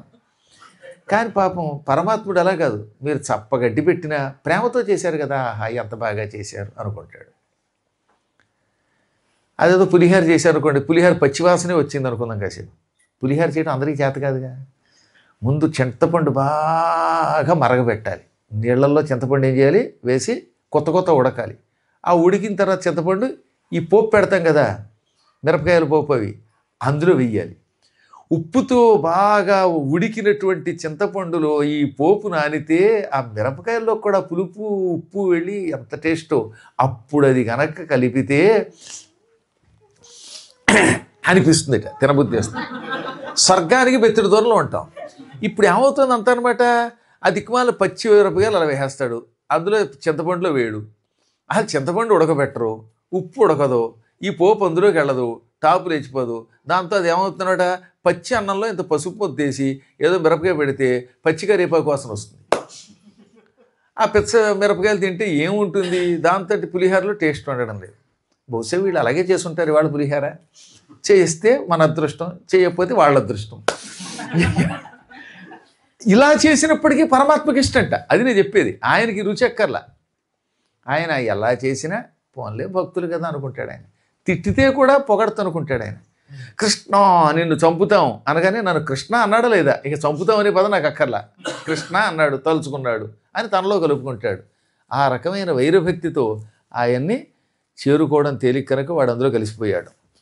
ఈ కంసుడికి ఇంకా 8 మంది తమ్ముళ్ళు ఉన్నారు. మొత్తం కంసుడు 9 మంది అండి వాళ్ళు సోదరులు. వాళ్ళ నాన్న ఉగ్రసేనుడికి 9 మంది పిల్లలు. కంసుడు, కంకుడు, హింసకుడు, న్యగ్రోధుడు, గహ్వుడు, రాష్ట్రకూటుడు, అశాంతి, శాంతి, జిహ్వుడు, మొత్తం వీళ్ళు 9 మంది. వీళ్ళలో ఒక్కొక్కరికి 2 పేర్లు కూడా ఉండడం వల్ల ఒక్కొక్క చోట కొద్ది పెసరు మార్పు ఉంటుంది. అందులో కంసుడు పోయాడికి మిగతా వాళ్ళు 8 మంది. ఆ 8 మంది పళ్ళు పటపట కొరికారు. కానీ చిత్రం ఏంటంటే అంతా బీరకాయ పిచ్చొట్టకేనండి. కంసుడు వాళ్ళు 9 మంది సోదరుల, ఆ తర్వాత 5 చెల్లెళ్ళు పుట్టారు వాళ్ళకి. ఈ 9 మంది మగపిల్లల తర్వాత 5 ఆడపిల్లలు. ఈ 5 ఆడపిల్లల్ని వసుదేవుడి సొంత తమ్ముడు పెళ్లి చేసుకున్నాడు. అంటే వసుదేవుడికి స్వయాన వాళ్ళు ఏమయ్యారు, మళ్ళీ మరదళ్ళే, తమ్ముడి భార్యలే. అందుకనే ఈ కంసుడు దేవకీ వసుదేవులు జైల్లో పెట్టాడు, కానీ తన చెల్లెలి భర్త అయినటువంటిది ఈ వసుదేవుడి సోదరుడిని మాత్రం జైల్లో పెట్టలేదు. చెప్పాక ఎవడదృష్టం వాడిది. వాళ్ళకి జైలు రేఖ అని ఉంటుంది, చేతుల్లో అరిచేతుల్లో రేఖలు ఉంటాయండి. కారాగార రేఖ, భాగ్యరేఖ, ఉద్యోగ రేఖ, సంతాన రేఖ, వివాహ రేఖ, ఈ రేఖలు ఉంటేనే సాగుతాయి. అందుకని కొంతమందికి చేతులు ఎంతకాలానికి పెళ్లి రేఖ ఉండదు. ఆ రేఖ లేదనుకోండి, వాడు యావత్ జీవితం నా పెళ్ళి అంట, నా పెళ్ళి అంట అనుకోవడం కానీ పెళ్ళి అవ్వదు. మరికొంతమందికి సంతాన రేఖ ఉండదు, అందువల్ల యావత్ జీవితం సంతానం ఉండదు. మరికొంతమందికి ఉపన్యాసం వినే రేఖ ఉండదు. అందుకని వాడు లండన్లో ఉంటాడు, గురువుగారు వస్తారు, వాడి బతుక్కి ఉపన్యాసం వెళ్ళాడు ఎదురుగుండా వచ్చి. మరికొంతమందికి ఆ రేఖ ఉంటుంది, ఆ రేఖ ఉన్న వాళ్ళు వచ్చి హోటల్ రూమ్ తీసుకుని కూడా వచ్చి వినగలుగుతారు. అంటే వాళ్ళకి ఉపన్యాస శ్రవణ రేఖ ఉంది చేతిలో. అలాగే కొంతమందికి ఒక్కొక్కరికి ఒక్కో రేఖ విచిత్రం అనమాట. జుట్టు రేఖ కూడా ఉంటుంది. ఆయన ఆ రేఖ బాగా ఉన్నవాడికి జుట్టు బాగా వచ్చేస్తుంది, ఊడిపోయి వస్తుంది, లేదా జుట్టు ఊడిపోతూ ఉంటుంది. కళ్ళతోటి రేఖలు, ఎన్ని రేఖలు అనుకుంటారు, అవన్నీ చెబితే ఆశ్చర్యం కలుగుతాయి. కానీ మళ్ళీ ఏమన్నాడు బృహస్పతి, ఏ రేఖ లేకపోయినా వాటిని మనం ఎలా సాధించుకోవచ్చో చెప్పాడు. అంటే వివాహ రేఖ లేదు, వాడి జీవితంలో వాడికి పెళ్ళి లేదు, వాడు కూడా రుక్మిణీ కళ్యాణాన్ని భక్తితో జరిపించుకుంటే, నిజమైన విశ్వాసంతో చేయించుకుంటే రేఖ వచ్చి తీరుతుంది, పెళ్ళవుతుంది. సంతానం లేనివాడు కూడా పుత్రకామేష్టి ద్వారా సంతానం పొందొచ్చు. సంపదలు లేక దారిద్ర్యం పొందేవాడు ఉపాసనా బలంతో తీసుకురావచ్చు. నా చిన్నప్పుడు నాకు 10th క్లాసులోకి వచ్చే కొద్ది ముందు ప్రసిద్ధికి ఎక్కిన ఒక జ్యోతిష్కుడు ఉండేవాడు. మా పెద్దవదిన గారికి కూడా చుట్టమైన ఆయన సరిపల్లిలో ఉండేవాడు. ఆయన ఏం చెబితే అది అయిపోతుందని నమ్మకం అనమాట. ఆయనకి మంచి ముక్కుపొడుము పిలిచి అలవాటు. పైగా ఇలా పీలుస్తూ నువ్వు 10th పాస్ అవ్వు అన్నాడు వాడు నాతోటి. నీ జాతకం ప్రకారం నీకు 10th క్లాస్ యోగం లేదు, ఇంకెంతే, నీకు చదువు లేకుండా ఉంటావు అన్నాడు. నాకు మొండి పట్టుదల ఎక్కువ. ఎవడన్నా చెయ్యలేవు అంటే అదే చేసి చూపిస్తాం. కీలుగొర్ర సినిమాలో అన్ని గదుల్లోకి వెళ్ళు, ఈ గదిలోకి మాత్రం వెళ్ళక నాయన, అటు మాత్రం వెళ్ళకంటుంది రాక్షసి, వాడు అక్కడికే వెడతాడు. అందులోనే ఉంది రాజకుమార్తె. అలాగా ఏవి చెయ్యలేవంటే చెయ్యాలనే సాధించి అవి చెబితే ఎవరికి అర్థం కాదు. మా అదృష్టం, సద్గురువులు శ్రీశైలంలో దొరికారు. ఇంట్లోంచి వెళ్ళిపోయి ఒక 10-15 రోజులు కనపడలేదు. ఆ సమయంలో ఆ ఉపాసనా రహస్యాలు చెప్పకూడదు, పూర్వ రహస్యాలు చెబితే కూడా మూర్ఖుల ఆక్షేపిస్తారు కనుక చెప్పం. ఒక సద్గురు కటాక్షం లభించింది. ఏవి ఉండవన్నాడో అవన్నీ వచ్చాయి నాకు. వాడు మొహానికి 10th క్లాస్ పాస్ అవ్వన్నాడా? 10th క్లాస్ ఏమిటి, ఎంఏ గోల్డ్ మెడలిస్ట్ అయ్యి 3 భాషల్లో ఎంఏలు చేసి పిహెచ్డి చేసి ఉద్యోగం లెక్చరర్గా సిఆర్ రెడ్డి కాలేజీలో పనిచేసి ఇంత పీఠస్థాపన చేసి యావత్ ప్రపంచం తిరిగి వాడు 10th పాస్ అవ్వంటే కళ్ళ ముందు 25 శతావధానాలు చేసి 1350 అష్టావధానాలు చేసి సహస్రావధానం చేసి తిరుగుతున్నాం లేదా? కాబట్టి జ్యోతిష్శాస్త్రము కూడా ఉపాసనా బలముతో నీవు మార్చుకోవచ్చు. చెయ్యాలి, అంత కష్టపడాలి. అంత ఓపిక ఉండటం లేదు ఇవాళ చాలామందికి. ఏదైనా మంత్రం ఇస్తే క్షణంలో వచ్చేయాలి అంటే ఎలా వస్తుందండి? అవధాన శ్రీనివాస్ గారు ఎన్నాళ్ళు చదివితే డాక్టర్ అయ్యాడు? 6 నెలల్లో ఏమైనా మెడిసిన్ చదువుకుంటారా? 5 ఏళ్ళు ఎంబీబీఎస్, మళ్ళీ 2 ఏళ్ళు 3 ఏళ్ళు ఎంఎస్, ఆ తర్వాత కొంతకాలం పాటు అదేదో ప్రాక్టీసు, ఆ తర్వాత మళ్ళీ ఇంగ్లాండ్ వచ్చాక ఇక్కడ పరీక్షలు. ఇన్ని పరీక్షలు ఎక్కితే అప్పుడు ఆయన ఓ సర్జనో ఇంకొక భర్జనో అవ్వగలుగుతారు. అది పెళ్లి చేసుకోవాలంటే కూడా వాళ్ళు ఆవిడ ఎన్ని పరీక్షలు పెడుతుంది? మా ఆయన నన్ను ప్రేమగా చూసుకుంటాడా లేదా? పెళ్లి చూపుల్లో అవన్నీ అడుగుతారు. ఉత్తినే ఏం చేశారు? ఈయన ఆవిడని అడుగుతాడు, ఆవిడే ఈవిడని అడుగుతుంది. అడిగాక ఏమండి మన ఇద్దరం ఇంగ్లాండ్ వెళ్ళి ప్రాక్టీస్ పెట్టాక మధ్యలో నన్ను వదిలేరు కదా అంటే అస్సలు వదలని ప్రమాణం చేస్తే ఇప్పుడు ఆయన చేపట్టింది ఆవిడ. అంటే ఒక పనికి ఎన్నుంటాయి ఆలోచించండి ఒకసారి మీరు. ఈ కృషి మీరందరూ మీ రంగాల్లో చేయకుండా వచ్చారా? ఒక్క రోజులో మీరంతా ఇక్కడికి వచ్చి ఏమన్నా స్థిరపడ్డారా? ఈ ఉద్యోగాలు, ఈ ఇళ్ళు కనపడుతున్నాయి కానీ దీని వెనకాతలు మీ యావజ్జీవిత కృషి వాడికి తెలుస్తుంది. ఎంత కృషి చేసిన వాడే ఆయా రంగాల్లో రాణిస్తాడు. ఉపాసన ఇంకా ఎక్కువ చేయాలి. చదువుకోవడం కంటే భగవంతుని చూడాలి కనుక, మనం అనేక సిద్ధులు పొందాలి కనుక అద్భుతమైన ఉపాసన చేయాలి. అది చేయడానికి కొంత శ్రమపడాలి. ఆ విధంగా అరచేతిలో ఉన్న రేఖని నుదుటి రేఖల్ని కూడా మార్చుకునే శక్తి కొందరికి ఉంటుంది. అందరికీ ఉండకపోవచ్చు కానీ కొందరికి ఉంటుంది. అది భగవంతుని యొక్క కటాక్షం.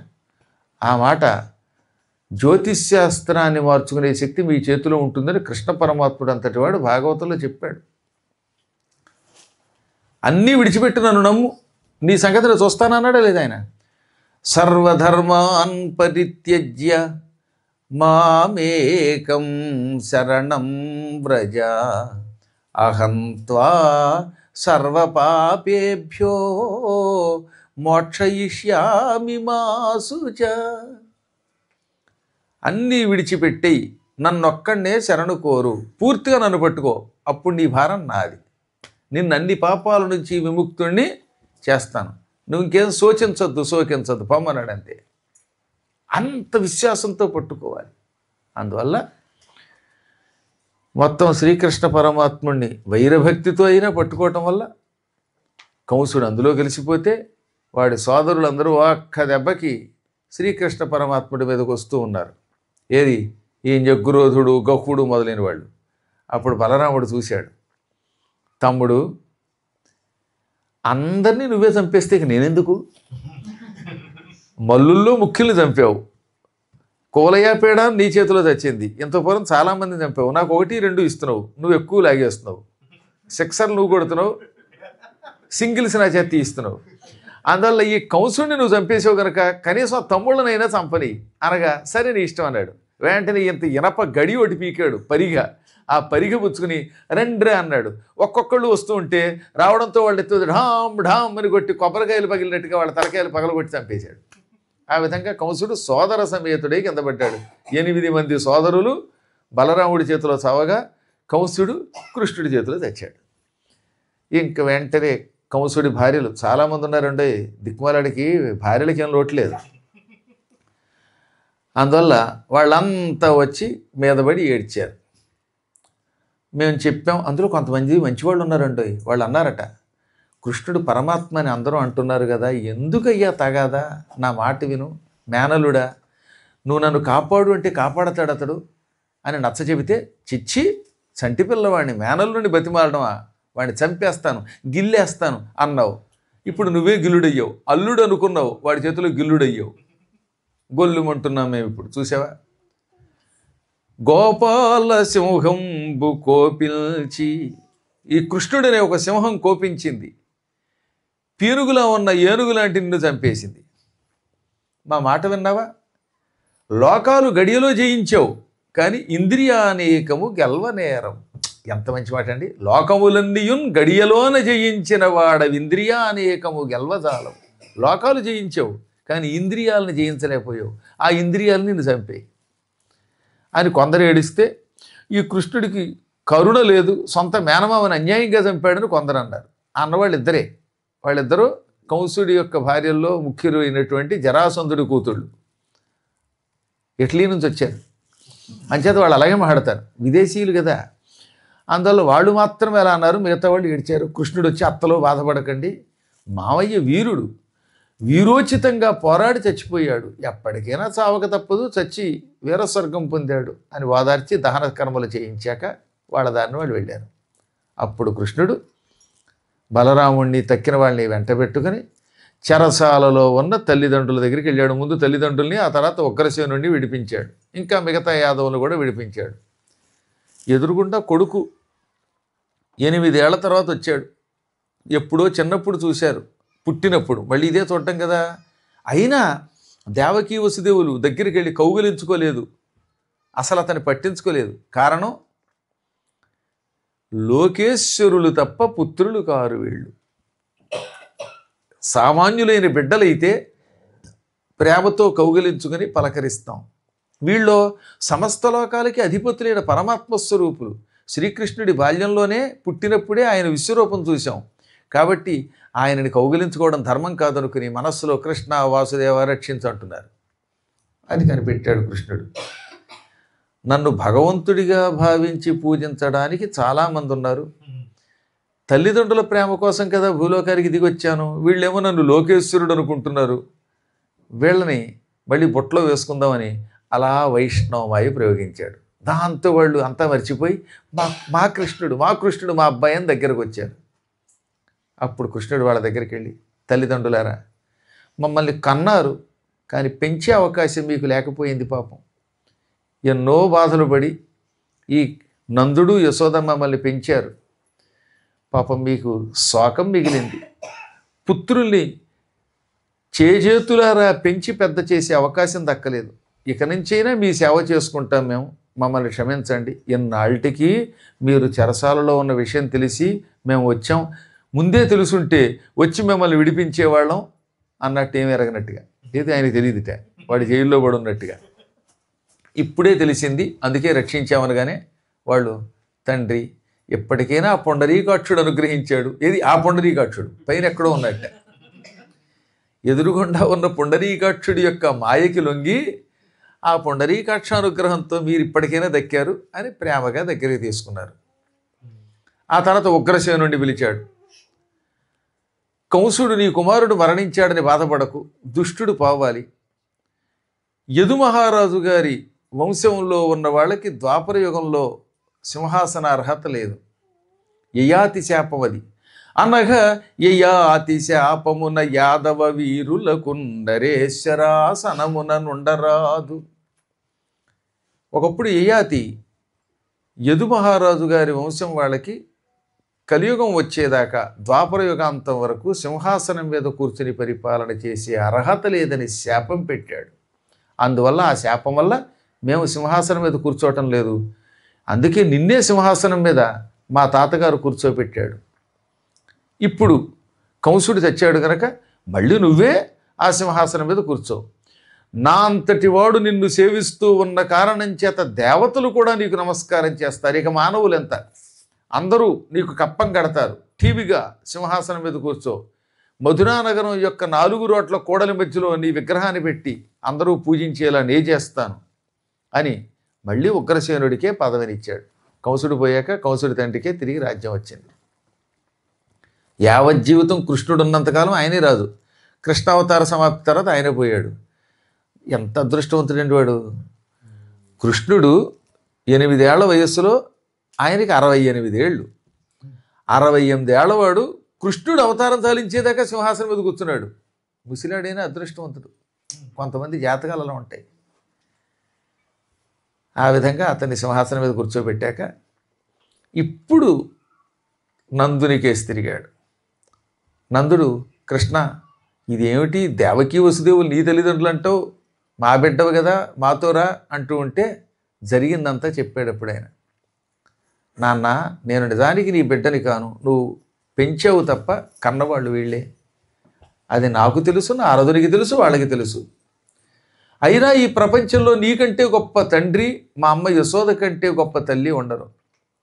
ఎన్నాళ్ళయింది మేము నీ దగ్గరే పెరిగాం, అమ్మ దగ్గర పెరిగాం, ఈ తల్లిదండ్రులు మేము చూడలేకపోయాం. తండ్రిని చూడము తల్లి చూడము యశోదాదేవియున్ నీవు మా తండ్రిని తల్లియునంచు నెంచెదము. సద్ధర్మంబుల తొల్లి ఏ తండ్రుల్ బిడ్డలనిట్లు పెంచిది భవత్ సౌజన్య భావంబునన్. తండ్రి ఎంతటి వారమైతిమి కదా తత్తద్వయో లీలలం. మేము పుట్టాక తండ్రిని చూడలేదు, తల్లిని చూడకపోయాం. వాళ్ళిద్దరూ చెరసాల పాలైపోతే ఆ సమయంలో మేము మీ దగ్గరికి రహస్యంగా చేరాం. ఇన్నాళ్ళు యశోద నీవు మా తండ్రి తల్లి అనుకుంటున్నాం. అసలు ఈ పద్యమే ఒక చమత్కారం. యశోదాదేవియు నీవు మా తండ్రిని తల్లియు నంచు నెంచెదం. మామూలుగా అయితే మనం ఏమనాలి, యశోద నువ్వు మా తల్లి తండ్రి అనాలి. ఎందుకని యశోద తల్లి, ఈయన తండ్రి. ఈయన ఏమంటాడు, యశోదాదేవియు నీవు మా తండ్రిని తల్లియు నంచు నెంచెదం. యశోద తండ్రిట, ఈయన తల్లిట. ఎక్కడన్నా ఇలాగ వ్యత్యాసం చెప్పచ్చా? తల్లిదండ్రుల్ని తండ్రి తల్లులు అనొచ్చా? ఎందుకని యశోద ఆడది, ఈయన మగవాడు. ఎందుకన్నాడు కృష్ణుడు తెలుసుండి. ప్రారంభం తండ్రిని చూడలేదు, తల్లిని చూడలేదు, యశోదాదేవి నీవు మా తండ్రి తల్లి అనుకుంటున్నాము అంటే ఒక్కసారి యశోద కోపగించి కృష్ణుణ్ణి రోటికి కట్టింది. కానీ ఒక్కనాడు కూడా నందుడు నోరెత్తి తిట్టలేదు, కట్టలేదు, కొట్టలేదు. తండ్రికి సహనం తక్కువ ఉంటుంది, తల్లికి ఎక్కువ సహనం ఉంటుంది, సందేహం లేదు. యశోద చాలా సహనవంతురాలు. కానీ ఒకసారైనా కోపగించింది. ఆ ఒకసారి కూడా నువ్వు కోపగించలేదు, నీ కళ్ళల్లో ఎరుపు కనపడలేదు. అందువల్ల తండ్రి స్థానం తల్లి, తల్లి స్థానం తండ్రి తీసుకున్నట్టుగా పెంచారు మీరు మమ్మల్ని. ఈ వండర్ఫుల్ ఆలోచన అసలు. ఇలాంటి వాళ్ళు ఉంటారా? ఉంటారు. భూమి మీద ఎక్కడైనా ఒక్కొక్కప్పుడైనా తల్లి తిడుతుందేమో కానీ తండ్రి తిట్టకుండా ఉండడం అసంభవం. తండ్రే ఎక్కువ కోపగిస్తాడు సాధారణంగా, ఎక్కువ తల్లికి సహనం ఉంటుంది. ఆ విషయం మీ అందరూ నిరూపించి ఉండవచ్చుగాక, నాకు తెలియదు. కానీ మా ఇంట్లో కూడా మేము చూసాం. నా అదృష్టం, మిగతా వాళ్ళ గురించి నేను పెద్దగా చెప్పలేను, ఎందుకంటే అందరి గురించి నేను పరిశీలించలేను. నా జీవితంలో మా నాన్నగారు ఒక్కనాడు కొట్టలేదు. మా అమ్మైనా ఒకసారి విసుక్కుందేమో కానీ, మా అమ్మ చాలా సహనవంతురాలు. ఆవిడ యశోదలాగే పెంచింది ఇంతమంది పిల్లల్ని. ఒక్కసారి ఆవిడ నువ్వు స్కూల్కి వెళ్ళకపోతే ఎలాగాని విసుక్కుంది. కానీ మా నాన్నగారు ఆ మాట కూడా అలా, వాడు స్కూల్కి వెళ్ళినా వెళ్ళకపోయినా వాడు చాలా గొప్పవాడు అవుతాడు అన్నారు ఆయన. అంటే అప్పుడు నాకు ఈ పద్యం చదివినప్పుడల్లా ఓహో, తండ్రి స్థానంలో తల్లి, తల్లి స్థానంలో తండ్రి ఉంటారని కృష్ణుడు చెప్పిన మాట నిజం. నందుడి వంటి మహానుభావుడు, అంత ప్రేమైకమూర్తి, అంత సహనపురుడు ఎక్కడ ఉంటాడండి? తల్లి రోటికి కడితే నవ్వుతూ ఇప్పాడు ఆయన. అసలు ఎప్పుడు కృష్ణుడిని ఏమనడానికి ఇష్టపడేవాడు కదా ఆయన. కృష్ణుడి యొక్క ప్రేమ, కృష్ణుడిలో ఉన్న గొప్పతనం, కృష్ణుడిలో ఉన్న మహిమ ముందు ఆయనే అర్థం చేసుకున్నాడు. అలాగని యశోద మాత్రం నిజంగా ప్రేమైక మూర్తి ఆవిడ. లోపం అక్కడ లేదు. ఆరవ్వంత కోపం కూడా లేనివాడు అనమాట. కంటిలో ఎరుపు కనపడలేదుటండి నందుడికి. గర్గ సంహితలో అంటారు, విసుక్కోవడం కానీ కంటిలో ఎర్రచీర కనపడడం కానీ నందుడి జీవితంలో లేదట. అసలు నందుడు ఎవరిని తిట్టలేదు, ఇక కొడుకునే తిడతాడు. మరీ అతి సహనం ఆయనకి, అంత ఓపిక. అందువల్లే నందుడి లాంటి మహానుభావులు అరుదు. మీరు ఎక్కడ చూడ, ఉపనందుడైనా కోపగించాడు కానీ నందుడు ఎప్పుడు కోపగించేవాడు కాదు. నందుడి తమ్ముడు కోపగించేవాడు. కాబట్టి పురాణాలు వినడం కాకుండా మన జీవితంలో కొంతైనా ఆ సహనాన్ని అలవర్చుకోవాలి. అన్ని వేళలో ఎలా ఉంటుంది, కుదరదు కాదని. ఈ కలియుగంలో ఓపిక లేక మనం విసుక్కుంటాం, కసుక్కుంటాం. కానీ మళ్ళీ వెంటనే భాగవతంలో ఉన్న ప్రేమ, శ్రీకృష్ణ పరమాత్మని యొక్క తత్వం, నందయశోదల యొక్క ప్రేమ, దేవకీ వసుదేవుల కరుణ, అక్రూరుడి లాంటి మహానుభావుడి దగ్గర ఉన్న స్తోత్రం చేసే శక్తి, వీటిని ఒక్కసారి గుర్తుకు తెచ్చుకుంటే మనకి ఎవరి మీద ద్వేషం ఉన్నా పోతాయి. ఉంటుంది, కోపం వస్తుంది, మనకు కూడా విసుగు వస్తుంది కొన్నిసార్లు కొంతమంది ప్రవర్తన వల్ల. మళ్ళీ వెంటనే సర్దుకోవటమే జ్ఞానం. నేను చాలా కాలం నుంచి అనుకుంటున్నాను అన్నమాట, భారతదేశంలో ఉన్నప్పటికంటే విదేశాల్లో ఉంటే ఎక్కువ మందికి సహనం వస్తుంది. దానికి ఉదాహరణ మీరే. ఇక్కడికి వచ్చాక ఒక్కరోజైనా మీరు ఒకరి మీద ఒకళ్ళు పెత్తనం చేసుకుంటున్నారా, తిట్టుకుంటున్నారా? ఒక్కసారి కూడా తిట్టుకోలేదు. నేను నా కళ్ళతోటి ఎప్పుడు ఇంతవరకు అవధానం శ్రీనివాస్ గారు కానీ వాళ్ళ ఆవిడ కానీ తిట్టుకోవడం ఒకసారి చూడలేదు. సీసీ కెమెరాతో చూడలేను అనుకోండి అని వాళ్ళ. అలాగే వసుధ కానీ సురేష్ కానీ నా ఎదురుగుండా ఒక్కనాడు విసుక్కోవడం కనపడలేదు. అఫ్కోర్స్ ఇద్దరు ముగ్గురు అంటే కొంచెం దగ్గరగా చూశాను. కిరణ్ పాప అసలు నోట్లో నాలికే లేదు. ఎప్పుడు చూసినా భగవాన్ అని అంటాడు కనుక అతనికి సహనం ఎక్కువ కనుక తిడతాడనే అవకాశమే లేదు. ఇక మిగతా వాళ్ళ గురించి మళ్ళీ ఎప్పుడొకప్పుడు సీసీ కెమెరా పెట్టి ఒకసారి చూస్తాను. ప్రస్తుతానికి అందరినీ చూడలేను. ఇలా ఒకటి కాదు, నేను ఆస్ట్రేలియాలో చూశాను, అమెరికాలో చూశాను. కొన్ని చోట్లయితే భార్యామణి అలా టీవీగా కాలు వేసి కూర్చుంటే భర్త గారు వంట చేసి పెట్టిన రోజులు నేను అదృష్టం. 40 పాకం తిన్నాను, ద్రౌపది దమయంతి పాకం తినే అవకాశం కంటే. మా ఆవిడకండి భారతదేశంలో వంట నేర్చుకోలేదండి, ఇక్కడికి వచ్చాక మీకోసం వంట నేర్చుకుని మీకోసం పెడతానంది అంటే, ఇప్పుడు నా మీద ప్రయోగం వద్దులే. ఎప్పుడు వంట చేయలేదట, భర్తకి పెట్టలేదు, తల్లిదండ్రులకి పెట్టలేదు. ఇప్పుడు కొత్తగా పులిహార నేర్చుకుని నా మీద ప్రయోగించింది అనుకోండి, సాయంత్రం వాకింగ్కి వెళ్ళాలి కదా, మరి మర్నాడు టాకింగు, ఇప్పుడు వాకింగు ఉండాలి కదా, అందుకని నువ్వే చెయ్యన్నాను. బాగా చేసాడండి, ఎంత బాగా చేస్తారో కొంతమంది. సరదాగా పేరు చెప్పిన ఏమనుకోడు కాబట్టి. కానీ మా పార్థసారథి గారి చెల్లెలు విశాలాక్షి గారి అన్నగారు వేంపాటి వెంకటనారాయణ గారు పోయారులేండి. ఆయన ఇప్పుడు మల్కాజ్గిరిలో ఉంటారు. వాళ్ళ అబ్బాయి ఒక్కడే కొడుకు వాళ్ళకి, సూర్యనారాయణ, సూరిబాబు అంటాం మేము. ఆ సూర్యనారాయణ న్యూయార్క్లో ఉండేవాడు, న్యూజెర్సీలో. 2011 సంవత్సరంలో 11 రోజులు ఉపన్యాసం వాళ్ళ ఇంట్లోనే ఉండి చేశాను. గుళ్ళో ఉపన్యాసం, మకం వాళ్ళ ఇంట్లో. సాయంత్రం వేసరికి రవ్వదోశ వేసేవాడు. ఎన్నాళ్ళు తిన్నా రవ్వదోశ, ఇంకోటి తినబుద్ధి వేసేది కాదు. ఈ పూట నా బొవ్వ ఆ రవ్వ. అసలు సాధారణ ఓ రోజు తిన్నాక మన్నాడు విసుకొస్తుందా? రోజు అలా ఎర్రగా వేస్తే నోట్లో వేసుకుంటే చిటపట్లాడిపోయి విడిపోయేది. ఇంకా చట్నీ, కొంతమంది చట్నీ చేస్తారు, దిక్కుమాలిన కొత్తిమీర వాసన, కరివేపాకు వాసన, పచ్చి వాసన, చంపేస్తారు. లేదా కారం, గొడ్డు కారం. అలా కాకుండా వేరుశనగ గుళ్ళు, అందులో జీడిపప్పు వేసి చట్నీ చేస్తే ఆహాహా, స్వర్గంలో ఉన్నామా భూలోకంలో ఉన్నామా అనిపిస్తుంది. అంత బాగా చేసేవాడు. అది ఒక రోజున కర్మగారి వేరే వాళ్ళ ఇంటికి వెళ్ళాం. మళ్ళీ మర్నాడు, బాబాబు నీకు పుణ్యుడు, నీకు కసి ఉంటే ఇంకో రకంగా తీర్చుకో బాబు, పరాయి ఇంటికి పంపకని ఇంట్లోనే తింటాను. ఆ రోజు నుంచి ఒక నియమం పెట్టాను, ఇక్కడ తప్ప తిన్నాను అని. అప్పుడప్పుడు ఈ నియమం ఎందుకు పెడతాం ఇప్పుడు మీకు అర్థమైందా? అన్ని ప్రయోగాలు మా పొట్ట మీద చేస్తే, ఇది పొట్ట చెత్త బుట్ట.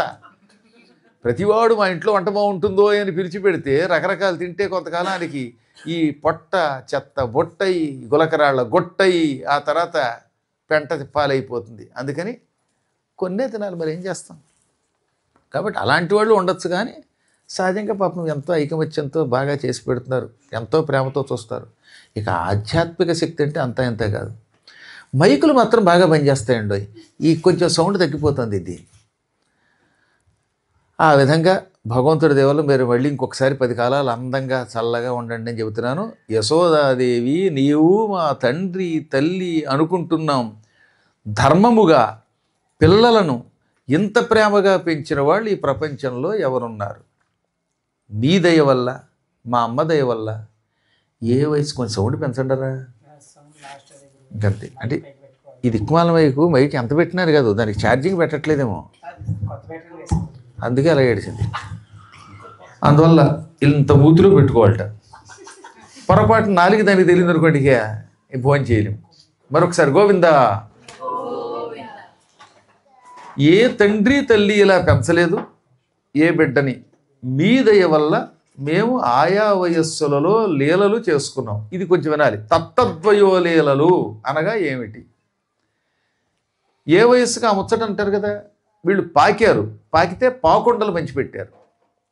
బోర్లా పడితే బొబ్బట్లు పంచిపెట్టిందండి వాళ్ళమ్మ. బొబ్బట్లు అంటే వాళ్ళు ఏంటంటే నేతితో చేసిన బొబ్బట్లు అలా పరిచి బోర్లా పడినవాడు దాని మీద పడుకోబెట్టి ఆ తర్వాత ఆ బొబ్బట్లు అందరికీ పంచి పెడతారు. మళ్ళీ వేడి వేడి బొబ్బట్టు మీద పడుకోబెట్టకూడదు, వీడు బొబ్బలు పెడతాడు. వాడు బొబ్బలు పెట్టి వాడికి బొబ్బలు వస్తాయి. అందుకని ఈ బొబ్బట్లు వేసాక చల్లారాక చంటి పిల్లాన్ని దాని మీద పడుకోబెడతారు, బాగా నెయ్యి పోసి. కాకపోతే కాస్త డైపర్ వేసి పడుకోబెట్టండి. లేకపోతే ఆ మధ్యన నెయ్యి పోసారో తెలియదు, ఇంకోటి పోసారో తెలియదు.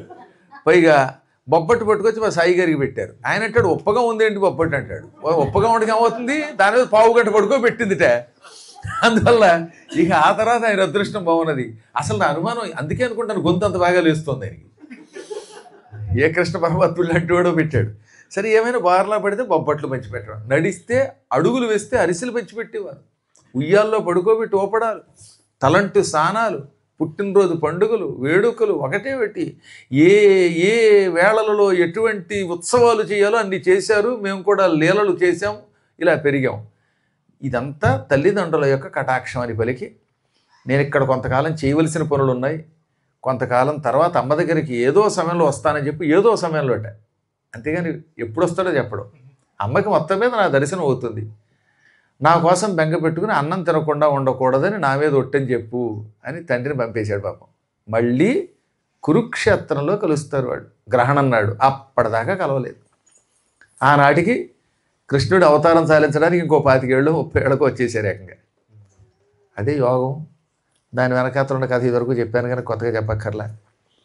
ఆయన కూడా పాపం నందుడు కూడా కృష్ణ నిన్ను వదిలి వెళ్ళలేను కానీ వెళ్ళక తప్పటం లేదు అని ప్రణయ విహ్వల భావంతో మనస్సంతా ఆందోళన చెందుతూ ఉండగా వెళ్ళిపోయాడు పాప. అప్పుడు గర్గాది భూసురోత్తమ వర్గాన్ని పిలిపించి ఉపనయనాన్ని చేయించాడు. 8 ఏళ్ళు నిండాయి. అందువల్ల గర్గ పురోహితుడు ఉన్నాడు కనుక గర్గాచార్యుడు జ్యోతిష్శాస్త్రుల్లో మేటి ఆయన ద్వారా శ్రీకృష్ణుడికి బలరాముడికి ఉపనయనం చేశాడు. ఒకే ముహూర్తంలో ఇద్దరికీ ఒకేసారి ఉపనయనం జరిగింది. కొన్ని ధర్మ సూక్ష్మాలను ఉంటాయి. అత్యావశ్యక స్థితిలో అన్నదమ్ములిద్దరికీ ఉపనయనం చేయవచ్చు. కుదిరితే ఒక నెల తర్వాత కొంత గ్యాప్ పెట్టుకు చేయొచ్చు. ఇవాళ నిన్నో చాలాసార్లు అమ్మాయి కంటే అబ్బాయి పెద్దవాడు అయి ఉండాలని శాస్త్రం కదా, కానీ ఎక్కడైనా ధర్మ సూక్ష్మంలో అమ్మాయి అబ్బాయి కంటే పెద్దదుందా అని అడిగారు. ఎన్నిసార్లు చెప్పినా వాళ్ళు అడుగుతూనే ఉంటారు. సందేహం లేకుండా ఉంటుంది. దానికి ఒక ఉదాహరణ శైబ్య కథ. శైబ్య అని ఒక ఆవిడ ఉన్నది. ఆవిడ భర్త ఏమన్నాడు, ఒక రోజున యుద్ధరంగానికి వెళ్ళి ఒక అమ్మాయిని శత్రువులు జయించి తీసుకొచ్చాడు. స్వయంవరంలో పూర్వం కన్యని జయించి తీసుకొచ్చేవారు. దాంతో శైబ్య కోపం వచ్చింది. నేను భార్యను ఉండగా మళ్ళీ ఈ అమ్మాయిని ఎందుకు తీసుకొచ్చావా అని భర్తను అడిగింది. ఇది ఎందులో ఉంటుంది, భాగవతం 9వ స్కంధంలో. ఇప్పుడు కావాలంటే ఇక్కడే ఉంది 9వ స్కంధం చూడండి.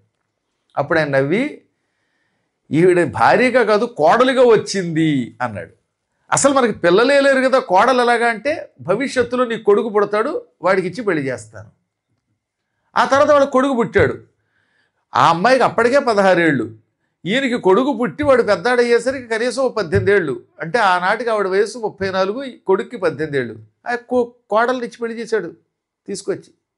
భాగవత ధర్మం కాబట్టి కొన్ని ఉన్నాయి ధర్మ సూక్ష్మాలు, కానీ అన్ని వేళలో అడ్వాంటేజ్గా తీసుకోమని మేము చెప్పట్లా.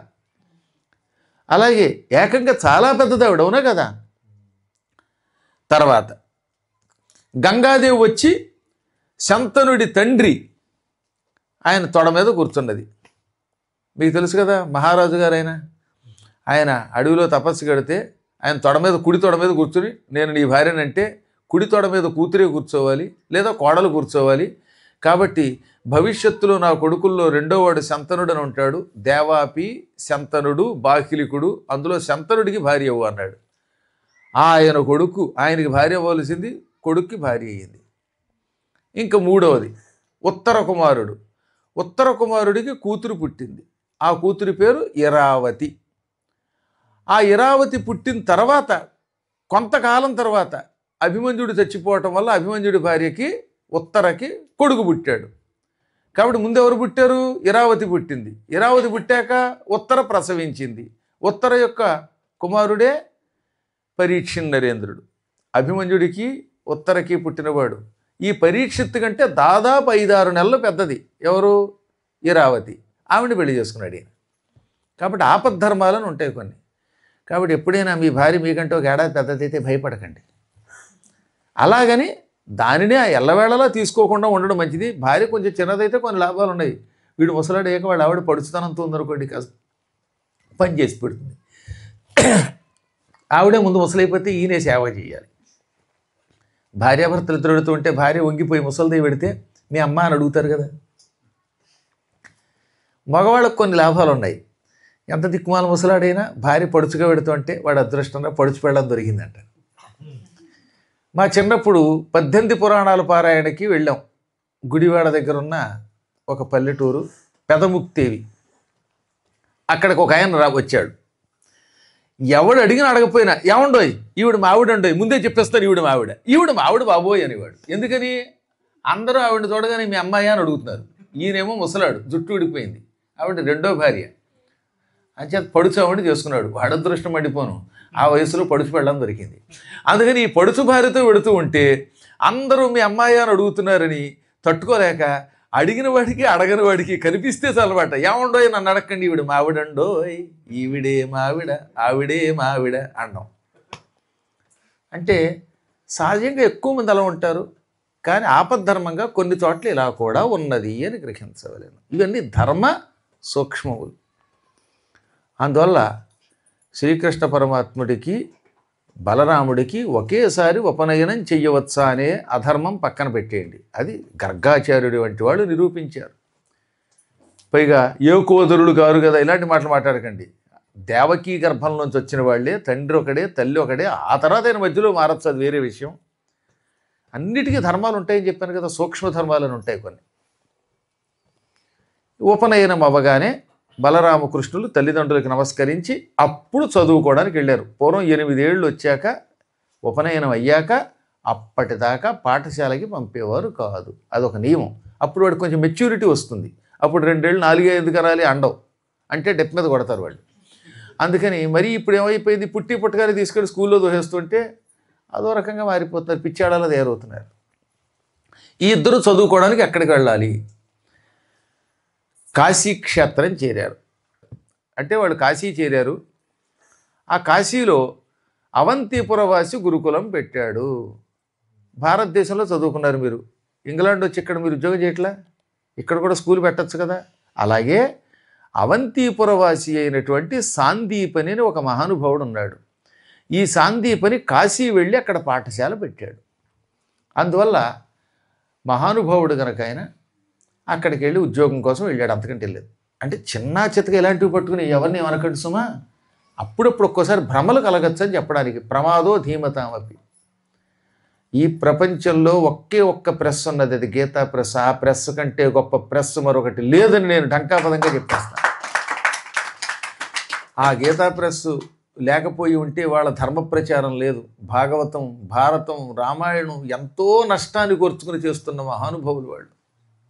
ఆ మహానుభావులు అసలు 250 రూపాయలకి భాగవతం ఎవడిస్తాడండి? 500 రూపాయల పుస్తకం నష్టానికి ఇస్తున్నారు వాళ్ళు, తెలుసా? గరుడ పురాణాన్ని నా చేత అనువాదం చేయించి 250 రూపాయలకి ఇస్తున్నారు. రేపు సెప్టెంబర్ 1వ తారీఖు నాడు నైమిషారణ్యంలో ఆవిష్కరిస్తున్నాం దాన్ని. 6000 కాపీలు ఇస్తున్నారు.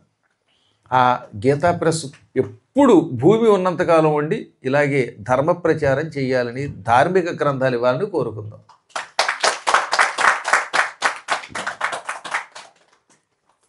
ఇప్పుడు కాశీలో సాందీపని ఒక గురుకులం పెడితే బలరామకృష్ణులు ఆయనకి నమస్కరించారు. ఆ గురువు గారికి ఒక నియమం ఉందండి, ఎవడైనా వచ్చి పాఠం చెప్పమంటే వెంటనే చెప్పడం, ఒక ఏడాది ఫ్రీగా వదిలేస్తాడు. మీ ఇష్టం, గురుకులంలో తిరగండి, తినండి, తిరగండి. సంవత్సరం అయ్యాక అప్పుడు మీకు అడ్మిషన్, అప్పుడు పాఠం చెబుతాను. కారణం, ఈ ఏడాదిలోపు ఈ పిల్లవాడిని అందరూ పరిశీలించేవారు. గురువుగారు, గురువుగారి భార్య, పెద్దవాళ్ళు సీనియర్స్ ఉంటారు కదా, వీళ్ళు ఈ పిల్లల్ని పరిశీలించి వీళ్ళకి దేని మీద ఆసక్తి ఉంది, అసలు చదువు మీద ఉందా లేదా, ఉంటే ఏ సబ్జెక్ట్ అంటే వీళ్ళకి ఎక్కువ ఇష్టం పరిశీలిస్తారన్నమాట. ఒక్కొక్క పిల్లాడు వచ్చి ఎంతసేపు అమ్మగారి దగ్గరే కూర్చుంటాడు, అయ్యగారి దగ్గరికి వెళ్ళాడు. అమ్మగారు ఆ పులిహారలో జీడిపప్పు వేయిస్తే ఉంటుందండి అన్నాడా. వీడికి వంట అంటే ఇష్టం, తిండి అంటే ఇష్టం, కాబట్టి వీడికి పాకశాస్త్రంలో శిక్షణ ఇద్దాం అంటారు. వాడిని కుక్కుగా మారుస్తారు. కుక్క కాదు, కుక్కు. ఇక్కడ అన్ని కుక్కలే, దిక్కుమాల కుక్కలు. అదేం కుక్కలో కానీ వాయిదారు, దానికి ఉన్న విలువ గోవులకి లేదు, మనుషులకి లేదు. ఇంకొకడు ఉంటాడు, ఆవుల పాలు, వెన్న, నెయ్యి వీటి మీద దృష్టి పెడతాడు. అంటే వాడికి గో సంరక్షణలో శిక్షణ ఇస్తారు. ఒక్కొక్కడు కుస్తీ పట్టు పడితేనండి అంటాడు అనుకోండి, వాడిని బస్తీ మీద సవాలాడు కుస్తీ నేర్పి మల్లుడిగా తయారు చేస్తారు. ఒక్కొక్కడికి ధనుర్విద్య ఇష్టం, ఒక్కొక్కడికి ఎంతసేపు వడ్డీ లెక్కలు, ఓహో వీడు వ్యాపారానికి బాగా పనికొస్తాడా అని వాడికి అందులో శిక్షణ ఇస్తారు. ఒక్కొక్కడికి వ్యవసాయం అంటే ఇష్టం, అది నేర్పుతారు. అలా ఏ విధమైన ఆసక్తి ఉంటే అది ఎక్కువ నేర్పి అన్నీ నేర్పుతారు. ఓవరాల్గా అన్నీ రావాలి. మళ్ళీ ఎంత గొప్ప ఆలోచన చూడండి ఆ రోజుల్లో. పిల్లల్ని అబ్జర్వ్ చేశాక వాళ్ళు నేర్పేవారు తప్ప అందరినీ మెడిసిన్లోకి దోసేద్దాం, అందరినీ సాఫ్ట్వేర్లోకి దోసేద్దాం అంటే ఏమైపోతారు, వాడు హార్డ్వేర్ అయిపోతాడు. కాబట్టి వాడికి ఏది ఇష్టమో అది నేర్పాలి. అందరినీ అన్నింటిలోకి దోసేస్తేలేగా. అందువల్ల ఎంత జాగ్రత్తగా నేర్పాలి వాటి. ఇప్పుడు నాబోటి వాడు ఉన్నాడు కొండకు, పురాణాల మీద, వాటి మీద, కొండలెక్కడాల మీద, జపం చేయటం మీద, సంస్కృతం మీద ఎక్కువ ఇష్టం. నా చిన్నప్పుడు నా కర్మగాలి నువ్వు లెక్కలే చదవాలన్నాడు మా అన్నగారు. దాంతో కొన్నాళ్ళ పాటు ఇబ్బంది పడ్డాను. ఆ దిక్కుమని లెక్కలేమో రావు. అదృష్టవశాత్తు పేసయ్యం బాగానే చదివాం, వాటిలో ట్యూషన్ కూడా చెప్పాను, వేరే విషయం. కానీ ఆ ట్యూషన్ నాకు ప్రమోషన్కి ఉపయోగపడలేదు, మోషన్కి తప్ప. ఇంటర్మీడియట్ వరకు ఎంపీసీ చదివాను, లెక్కలు బాగానే వస్తాయి. కానీ నాకు దిక్కుమాలది కెమిస్ట్రీ పనిచేయలేదు. అదే పొగలు, వాసనలు పడలేదు నాకు.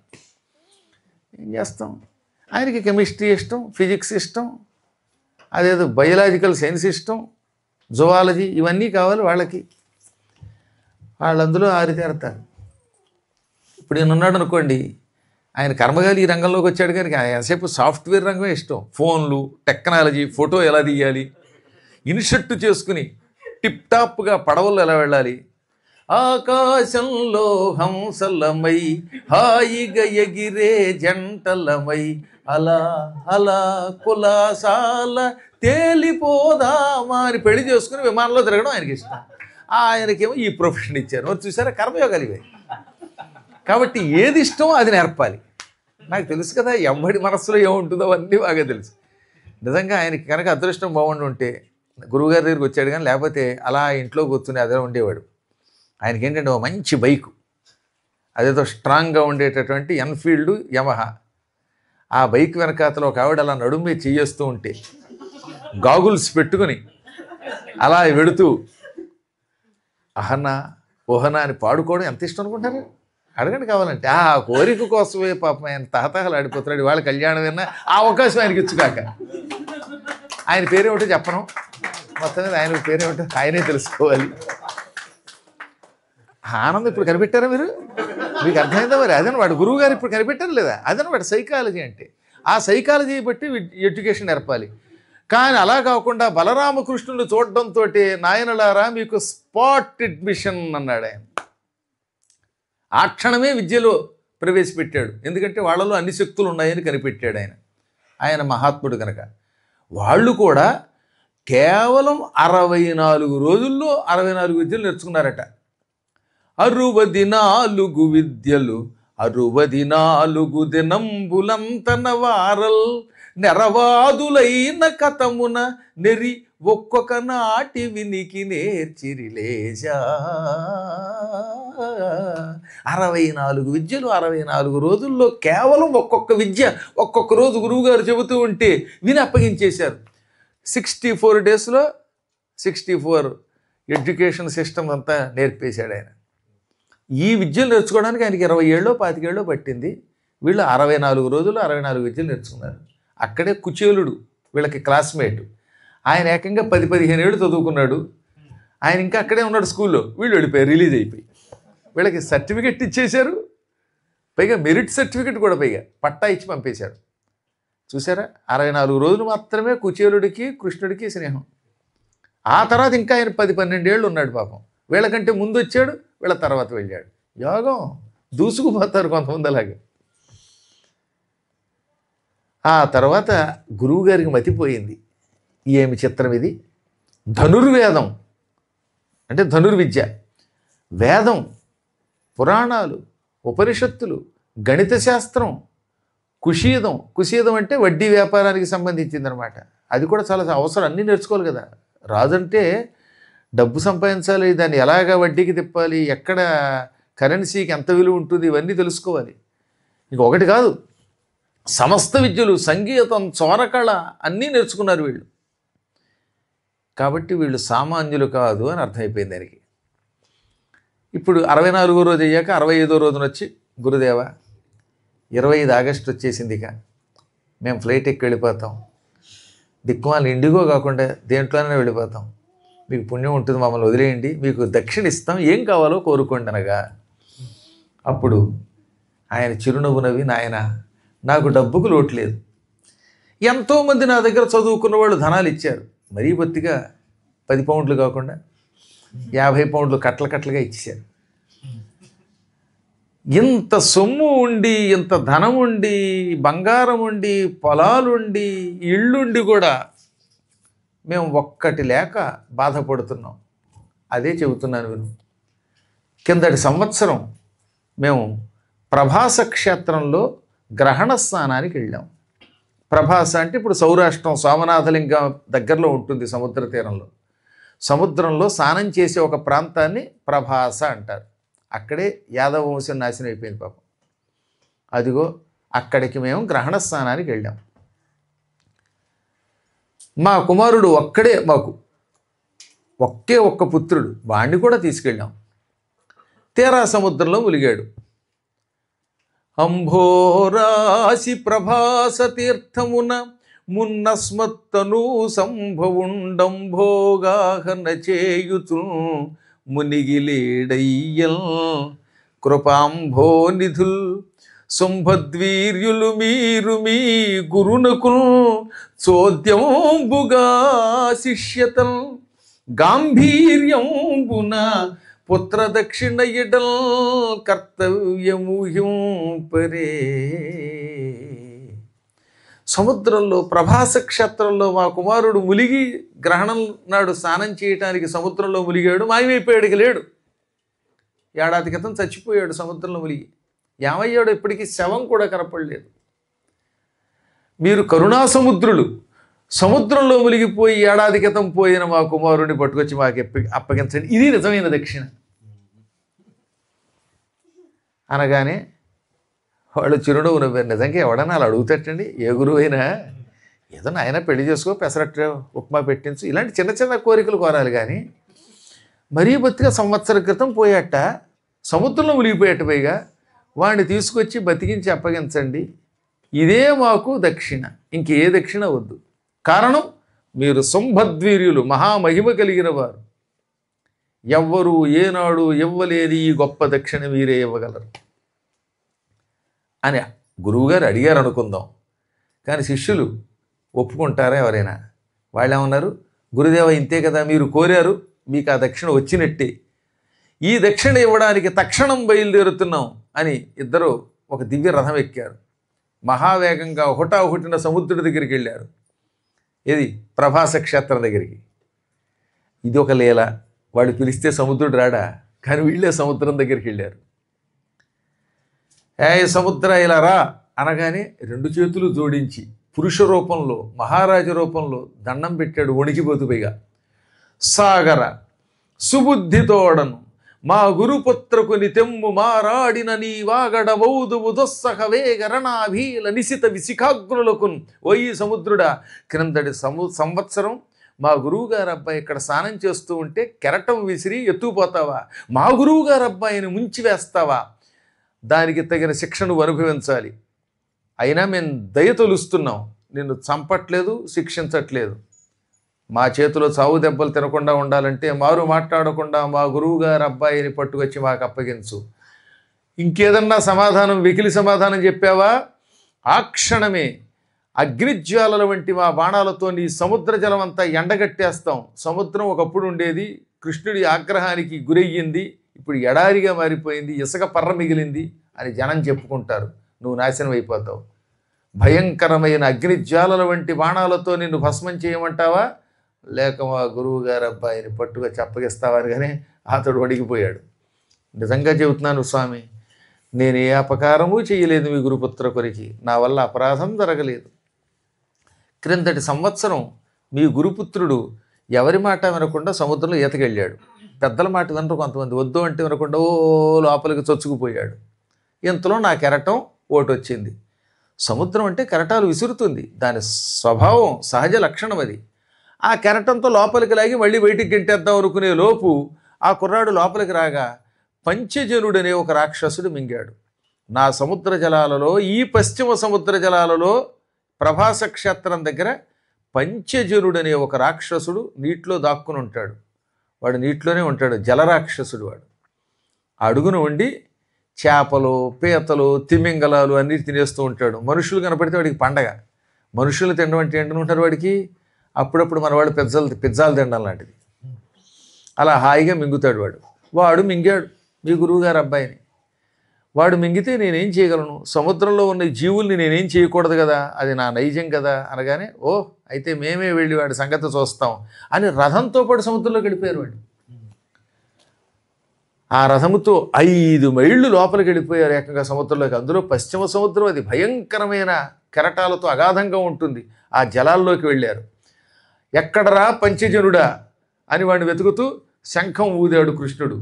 శంఖారావముతోడ పంచజనుడు శంకించి చిత్తంబులో సంఖ్యలుండుగా వార్ధిజొచ్చి దహన జ్వాలాభహేమోజ్వల పొంఖాస్త్రంబున గూల్చి వాని జఠరంబున్ వ్రచ్చి గోవిందుడప్రేంఖ చిత్తుడు బాలుగానక గురు ప్రేమోదితోద్యోగుడై. ఆయన శంఖం ఊదుతూ ఉండగా నీళ్లలో అడుగున పడుకుని నిద్రపోతున్న పంచజనుడికి కంగారు వచ్చింది. అంటే నిజంగా వాడు అంతఃపురమే ఓ 500 పీతలు, ఓ 1,00,000 చేపలు, 2-3 తిమింగలాలు బ్రేక్ఫాస్ట్గా తిని మధ్యాహ్నం పడుకున్నట్టు. అది ఆఫ్టర్ లంచ్ నిద్ర, అది గాఢంగా నిద్రపోతున్నాడు. ఈయన శంఖం వదగానే హడిలిపోయాడు, ఉలిక్కిపడి లేచాడు. ఎవడా అందులో రాత్రి కంటే పగలు నిద్రపోతున్న వాడికి డిస్టర్బెన్స్ అయితే మండుతుందండి, కళ్ళు కూడా ఎరుపెక్కుతాయి. అందుకే చాలామందికి డే టైం బాగా నిద్ర అడుగుతుంది, అదేంటో కర్మ. ఆ నిద్రపోతున్నవాడు కోపంతో లేచి, ఎవడు వాడు సముద్ర జలాల్లోకి వచ్చి శంఖం ఊదుతున్నాడంటే వాడెవడో గుండెలు తీసిన బంటయి ఉంటాడు. ఇప్పుడే వాడిని మింగి ఆకలి తీర్చుకుంటానన్నట్టు. నిద్ర లేవగానే ఆకలి అయింది. మరి వాడికి ఎలా వేసిందో వీడి మొహం తగలగా. మేమేమో ఈ తిండి ఎక్కువైపోయి, మా వాడు చెప్పాడు తిండి పెట్టి చంపేస్తున్నారని. ఆ తిండి ఎక్కువైపోవడం వల్ల పడుకుంటలేస్తే మళ్ళీ ఇంకో అరగంట దాకా నడిస్తే కానీ ఆకలి ఇట్లా. వాడి జీర్ణశక్తి, వాడికి ఏం డైటింగ్ తింటున్నాడో మరి, లేకపోతే ఏం మంది ఇస్తున్నారో అవధానం వారు. లోపలికి గ్యాస్ ట్రబుల్ పోవడానికి ఏమైనా మంది ఇచ్చారు. అసలు రాక్షసులు గ్యాస్ ట్రబుల్ ఏంటండి, వాడు మొహం గ్యాస్ ట్రబుల్ ఉండదు, ప్యాస్ ట్రబుల్ ఉండదు వాడి మొహానికి. వాడు తెగ తినేసి పడుకున్నవాడు మళ్ళీ లేచి ఆకలి, ఈ వచ్చిన వాళ్ళు ఎవరో వాళ్ళని మింగుతాను, నన్ను లేపారు, నాకు నిద్రాభంగం కలిగించారంటూ నీటిలోంచి పైకి వచ్చి వాళ్ళకేసి చూశాడు. అప్పుడు కృష్ణుడు ఆగ్నేయాస్త్రం వేశాడు. ఆగ్నేయాస్త్రానికి వాడి తలకాయ కాలిపోయింది. అప్పుడు వాడి దగ్గరికి వెళ్ళి వాడి పొట్టంతా చీల్చేట. వాడు చచ్చాక వాడి పొట్టంతా కత్తితో చీల్చి లోపల వెతికాడు. 1 ఏడాది క్రితం గురువుగారు అబ్బాయిని మింగేట. ఇప్పుడు వాడి తలకాయ పగలగొట్టి పొట్టంతా చీల్చి వెతుకుతున్నట్ట. పొద్దుట తిన్నటువంటి ఆ దిక్కుమాల పొంగడాలే ఇప్పుడు కడుపులో ఉండవు. అటువంటిది 1 ఏడాది క్రితం మింగినటువంటి ఆ గురుపుత్రకుడు కడుపులో ఉంటాడని వెతకడం ఏమిటి అని కొందరికి అనుమానం. కృష్ణుడు ఏమిటి ఇలాంటి పనులు చేస్తాడని. ఆయన ఏం చేసినా ఒక అంతరార్థం ఉంటుంది.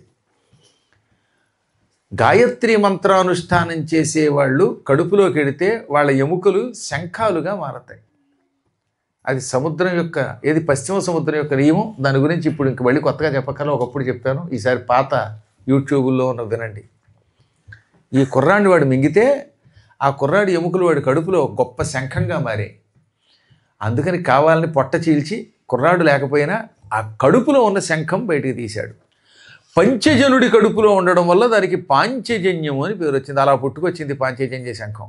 ఆ శంఖాన్ని తీసి ఊరికి ఎప్పుడూ పాంచజన్యం అంటాం, కానీ నిజానికి పాంచజన్యం పంచజనుడి కడుపులోంచి వచ్చాకే పాంచజన్యం అని పిలవబడింది. ఆ శంఖాన్ని బయ్యను ఊదుకుంటూ శంఖం తీసుకుని బయలుదేరాడు ఆయన. ఈ రథంతో యమలోకానికి వెళ్ళాడు. యమలోకానికి ఎందుకు వెళ్ళాడు? అకాల మరణము చెందినవాడు ఎవడైనా నరకానికైనా పోతాడు, లేదా ప్రేతాత్మ అవుతాడు. వాడికి స్వర్గం లేదు. యాక్సిడెంట్లో చచ్చిపోయిన వాళ్ళు, గురుశాపం వల్ల మరణించిన వాళ్ళు, అగ్ని ప్రమాదంలో చచ్చిన వాళ్ళు, నీళ్లలో పడి కొట్టుకుపోయి చచ్చిన వాళ్ళు, జలజంతువుల చేత మృంగబడిన వాళ్ళు, పిడుగుబడి చచ్చిన వాళ్ళు, చండాలుడి చేతిలో మరణించిన వాళ్ళు, ఇటువంటి వాళ్ళంతా నరకము పొందుతారు లేదా ప్రేతాత్మలు అవుతారు. ఇది గరుడ పురాణంలో చెప్పారు. అద్భుతమైన గరుడ పురాణం వస్తుందండో జనవరి 1వ తారీఖు నాడు. ఇందులో ఎవరైనా వస్తున్నారో నైమిషారణ్యం లేదుగా. ఒకవేళ రాకపోయినా కొన్ని కాపీలు ముందే రిజర్వ్ చేసి పెట్టుకోండి. ఎందుకంటే 6000 కాపీలు ఏంటి, 6000 కాపీలకి అప్పుడే 2000 కాపీలు కొనేసేట్టు కొందరు. ఏది ఇంకా రిలీజ్ అవ్వలేదు, ముందే అడ్వాన్స్గా డబ్బులు పంపారు. అంత బాగుంది ఆ గరుడ పురాణం. మీ అదృష్టం. గీతా ప్రెస్ని ఎంత పొగిడినా తక్కువే అంటున్నాను కదా. అటువంటి వాళ్ళ పుస్తకాలు అంటే ఎంత బాగుంటాయో ఆలోచించండి. ఆ అనువాదం చేసే భాగ్యం నాకు దక్కడం వల్ల గురువు గారి మీద ఉన్న భక్తితో వాళ్ళంతా ముందే బుక్ చేశారు. అందులో ఎవడి మరణం ఎలా సాగితే వాడు ఏ లోకానికి కడతాడు, వాళ్ళకి పిండ ప్రదానం ఎలా చేయాలి, ముక్తి ఎలా ఇవ్వాలి, ఇవన్నీ అందులో ఉంటాయి. అవి తెలుసుకుంటే భాగవతం మహిమ తెలుస్తుంది, భాగవత సప్తాహం యొక్క మహిమ. అందులో ఇప్పుడు ఇతడు సంవత్సరం క్రితం సముద్రంలో మునిగి దుర్మృత్యువు పాలయ్యాడు గనక యమలోకానికే పోతాడు, రాక్షసుడి కడుపులో పడి తెచ్చాడు అని యమలోకానికి వెళ్ళాడు. యముడి యొక్క రాజధాని పేరు సంయమనీపురం. ఇనుముతో తయారు చేయబడిన పురం. చుట్టూత కాంపౌండ్ వాళ్ళు కూడా ఐరనే, ఇలా చెక్క మొక్కలు కాదు, రేకులను. ఇవైతే పడగొట్టుకు వెళ్ళిపోవచ్చు.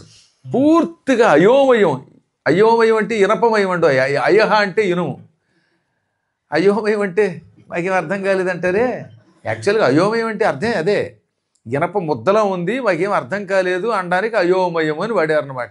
వాడు ఉట్టి అయోమయం గడంటే ఐరన్ లెగ్గాడు, ఇనప ముద్దగాడు అని అర్థం అనమాట. కానీ చిత్రం దాని అర్థమే మారిపోయింది. ఇప్పుడు అయోమయం అంటే ఏమీ అర్థం కాలేదు అనడానికి వాడుతున్నాం అనమాట. ఆ అయోమయమైన ప్రాకారం దగ్గరికి వెళ్ళి కృష్ణుడు ఈసారి పాంచజన్యం ఊదాడు. ఆ శంఖం ఒక్కసారి భై అని వదడంతో యముడికి కూడా గుండె బేజారెత్తిపోయిందండి. యముడు గుండె పగిలినంత పని కింద పడిపోయాడు, టెక్గా అపస్మారానికి వెళ్ళిపోయాడు. ఓరి దేవుడా, ఇన్ని యుగములుగా ఈ యమలోకాన్ని పరిపాలిస్తున్నాను కానీ ఇటువంటి శంఖారావని నేను ఎప్పుడూ వినలేదు అని అతడు కూడా తెల్లబోయాడు. అంతలోనే కోపం తెచ్చుకున్నాడు. అస్మద్బాహుబలంబుగై కొనక శంఖారావముల్ మానస అపస్మారంబుగనెవ్వడొక్కో నగర ప్రాంతంబునం చేసే మద్విస్మేరావహ రోష పావకునిచే విధ్వస్తుడై వాడు తా భస్మంబై చెడునంచు అంతకుడు కోప ప్రజ్వలన్మూర్తి అయి నా బాహుబలాన్ని రవ్వంత కూడా గణించక ఎవడురా ఈ నగరం దగ్గరకు వచ్చాడు, పైగా నగరం దగ్గర గుమ్మం దగ్గర నిలబడి మనస్సు కూడా కంగారు పడేలాగా మూర్ఛ వచ్చేలాగా శంఖ నూదుతాడా, వీడిని ఇప్పుడే భస్మం చేస్తాను, నాకు పెద్ద కోపం రావక్కర్లా, చిరునవ్వు నవ్వుతూ కోపగిస్తే కూడా అవతలోడు చచ్చిపోతాడు. ఇక పూర్తి కోపం వస్తే ఏమైపోతాడు, వాడు అంటాడే నవ్వుతూ చంపేస్తానంటాడే. ఈ డైలాగు యముడిది. అందుకే విస్మేరావహ రోషపావకుని చెయ్యి, ఆశ్చర్యకరమైన చిరునవ్వుతో కూడిన కోపంట, నవ్వుతూ చంపేస్తానంటాడు అనమాట. మన వాళ్ళు ఎంత గొప్ప డైలాగులండి అవి, అంత ఇష్టం వచ్చినట్టు వాడేస్తారు ఇప్పుడు అనమాట. నా నవ్వుతో చంపనా అంటుంది అది ఎవరితో హీరోయిన్. నవ్వుతూ చంపడం ఏమిటో కలియుగం. ఈ మధ్యన పెళ్ళైన వెంటనే మొగుడిని కృష్ణానది పైనుంచి కిందకు తోసేసింది ఇట్లా లోపలికి. ఆ విధంగా నిన్ను క్షణాలలో భస్మం చేస్తాను అంటూ యమదండం పుచ్చుకొని యముడు తలుపులు తీసుకుని గుమ్మం దగ్గరకు వచ్చాడు. ఆ శంఖానికి బాధపడి భయపడి కోపగించి, ఎవడురా వాడు, శంఖం ఊదినవాడు, ఇదిగో ఈ దండంతో చంపుతారని దండం ఎత్తి చూస్తే ఎదురుగుండా దండం పెట్టడానికి అర్హుడైన కృష్ణుడు కనబడ్డాడు. ఈ దండధారి హడిలిపోయి దండం పక్కన పారేసి సాష్టాంగ దండం పడ్డాడు. ప్రభు, ఏమి విచిత్రం ఇది, నీవు స్వయంగా యమలోకానికి వెంచేసావా? కాకితో కబురు పెడితే నేనే వచ్చేవాడిని కదా అనగా కాకి దొరక్క నేనే వచ్చాను. నాయనా, నీతో పని ఉన్నది, కొన్ని సమయాల్లో మేమే రావాలి. మా గురువు గారి అబ్బాయిని కిందటి సంవత్సరం నీళ్లలో ములిగి చచ్చిపోతే రాక్షసుడు కడుపులో పడిన వాడిని ఇక్కడికి తీసుకొచ్చావు నువ్వు. అతడు మాకు కావాలి, మేము గురుదక్షిణ ఇస్తాం అని మా గురువు గారికి మాట ఇచ్చాం అనగా మీ ఆజ్ఞ శిరోధార్యం అని వెంటనే యమపాశాన్ని పట్టుకొచ్చి ఇదిగో మీ గురువుగారి అబ్బాయి అన్నాడు. ఆ యమపాశం చివర బొటన వేలంతా ఆత్మ ఇలా ధగధగ వెలుగుతోంది. అది చూస్తే మేమే గుర్తుపట్టలేం, ఇంకా మా గురువుగారు ఏం గుర్తుపడతారు? కాబట్టి శరీరం విడిచినప్పుడు ఎలా ఉన్నాడో అలా ఉండాలి అనగా యముడు చిరునవ్వు నవ్వుతూ, ప్రభు నీ మహామహిమ ఏదైనా సాధిస్తుంది అని ఆ కుర్రవాడికి శరీరాన్ని కల్పించాడు. ఏడాది క్రితం సముద్రంలో మునిగినప్పుడు ఎలా ఉన్నాడో అలాగే ఉన్నట్ట. ఈ ఏడాది పాటు ఆయనకి వయస్సు లేకుండా అయిపోయింది, ఒక ఏడాది కలిసి వచ్చింది. ఆ పిల్లవాడిని వెంట పెట్టుకుని యముడిని ఆశీర్వదించి కాశీ వచ్చి గురుకులం దగ్గర ముందు కుర్రాన్ని దింపారు. వాడు పరుగు పరుగు నా అన్న లోపలికి వెళ్ళగానే వాడు నాన్నగారికి మతిపోయింది. ఇది కలహ నిజమా అని బుర్రగొక్కున్నాడు ఆయన. ఏదో మాట వరసకి శిష్యులారా నా కొడుకుని బతికించి తండ్రి అన్నాడు, కానీ నిజంగా వచ్చాడు కొడుకు. అందుకని ఆయనకి ఏం చేయాలో తెలియలేదు. ఆ దంపతులు, గురు దంపతులు ఆ కుర్రాన్ని దగ్గరికి తీసుకుని ఆనందంతో కన్నీళ్లు గారు చేసి ముచ్చట పడిపోయి ఆ తర్వాత బలరామకృష్ణులకేసి తిరిగారు. నాయనగారా, శిష్యులు గొప్పవాళ్ళైతే గురువుగారు విశేష స్థితి పొందుతాడు.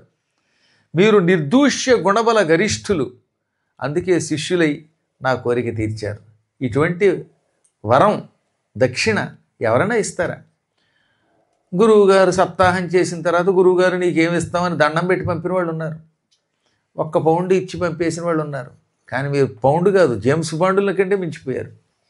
ఏమి శక్తి, ఏమి మహిమ!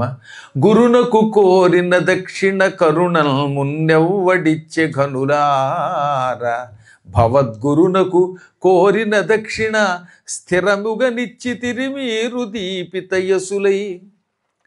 కాలుని వీటికి జని మృత బాలకుతే నొరుల వశమే, భవదీయ కృపల్ మేలు దొరకొని మాకు విశాల మగుంగాక మీ యశములోకములం.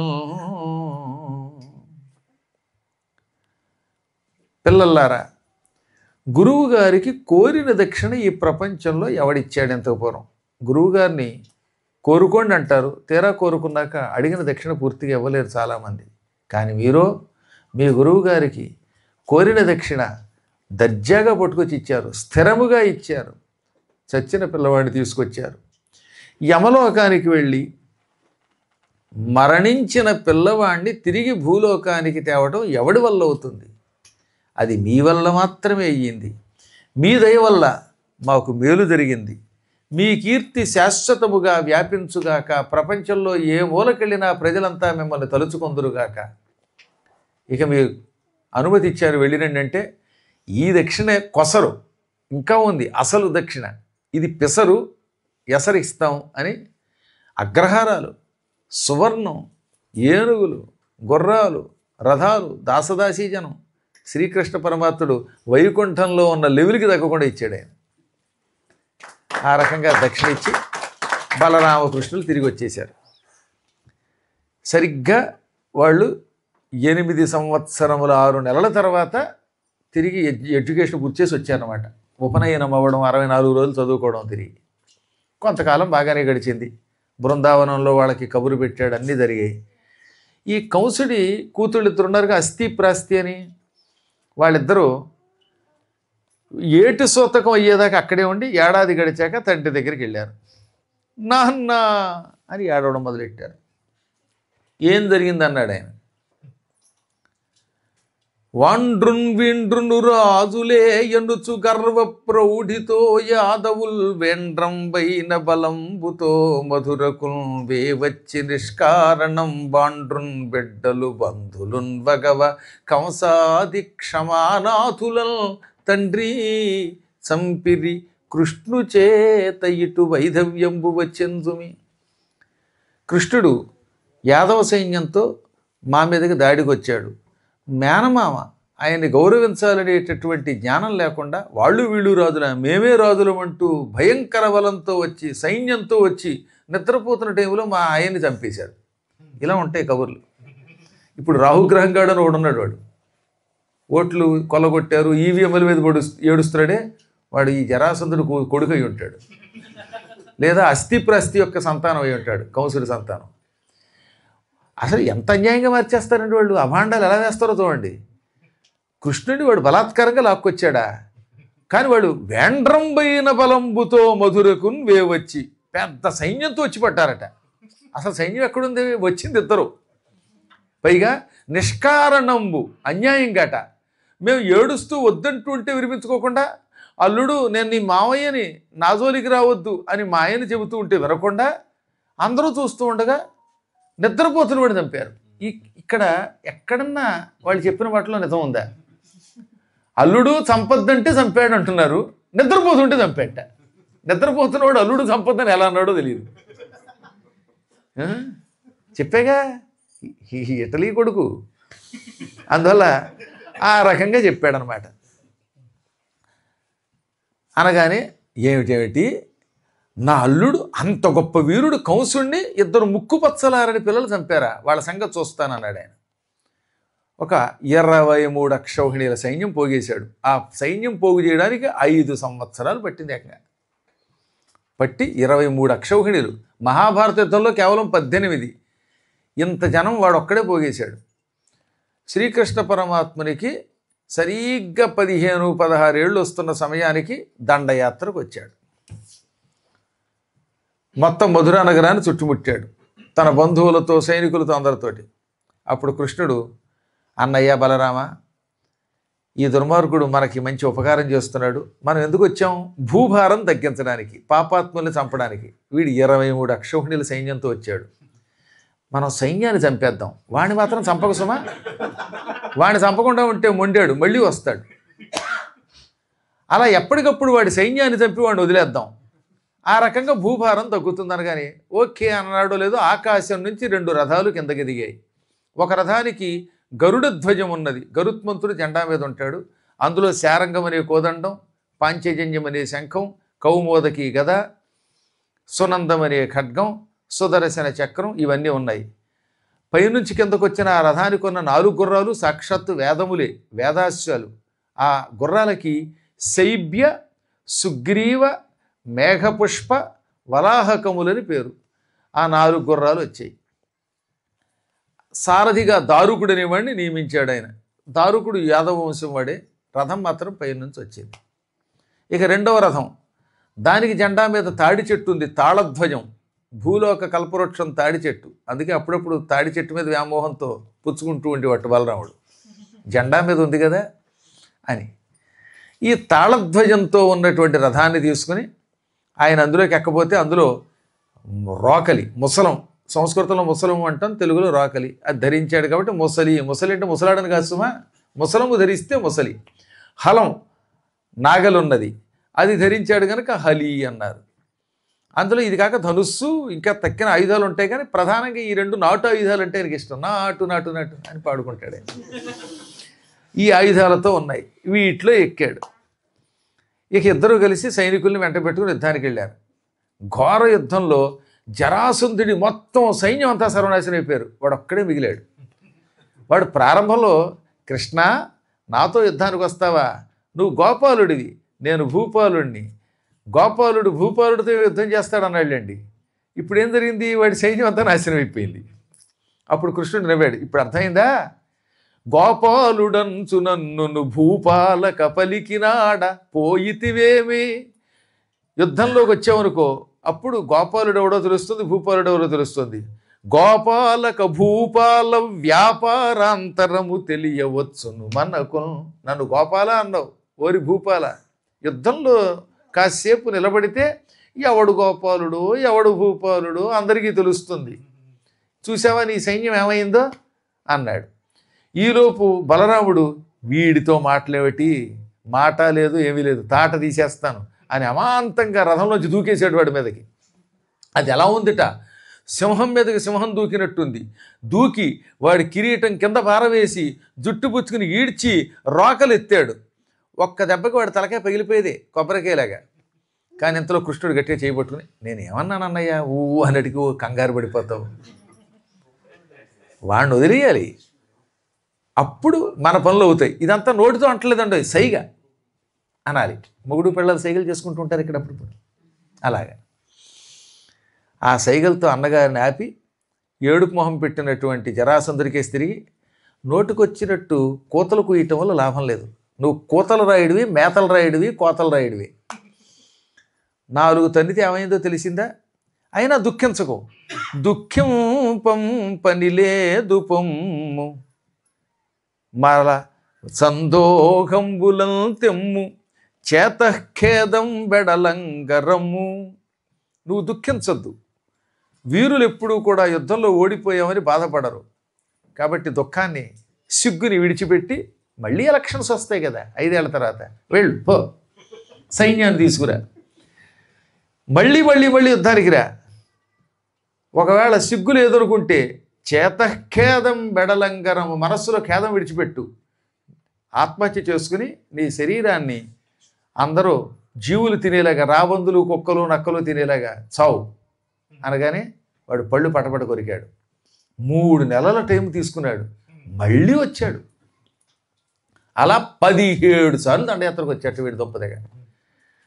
కృష్ణుడికి 16 ఏళ్ల వయస్సులో మొదలైన దండయాత్ర 8 ఏళ్ల పాటు వాడు అలా విశృంఖలంగా వస్తూనే ఉన్నాడు. అంటే కృష్ణుడికి 24 ఏళ్ళు నిండేదాకా యుద్ధం జరుగుతూనే ఉంది.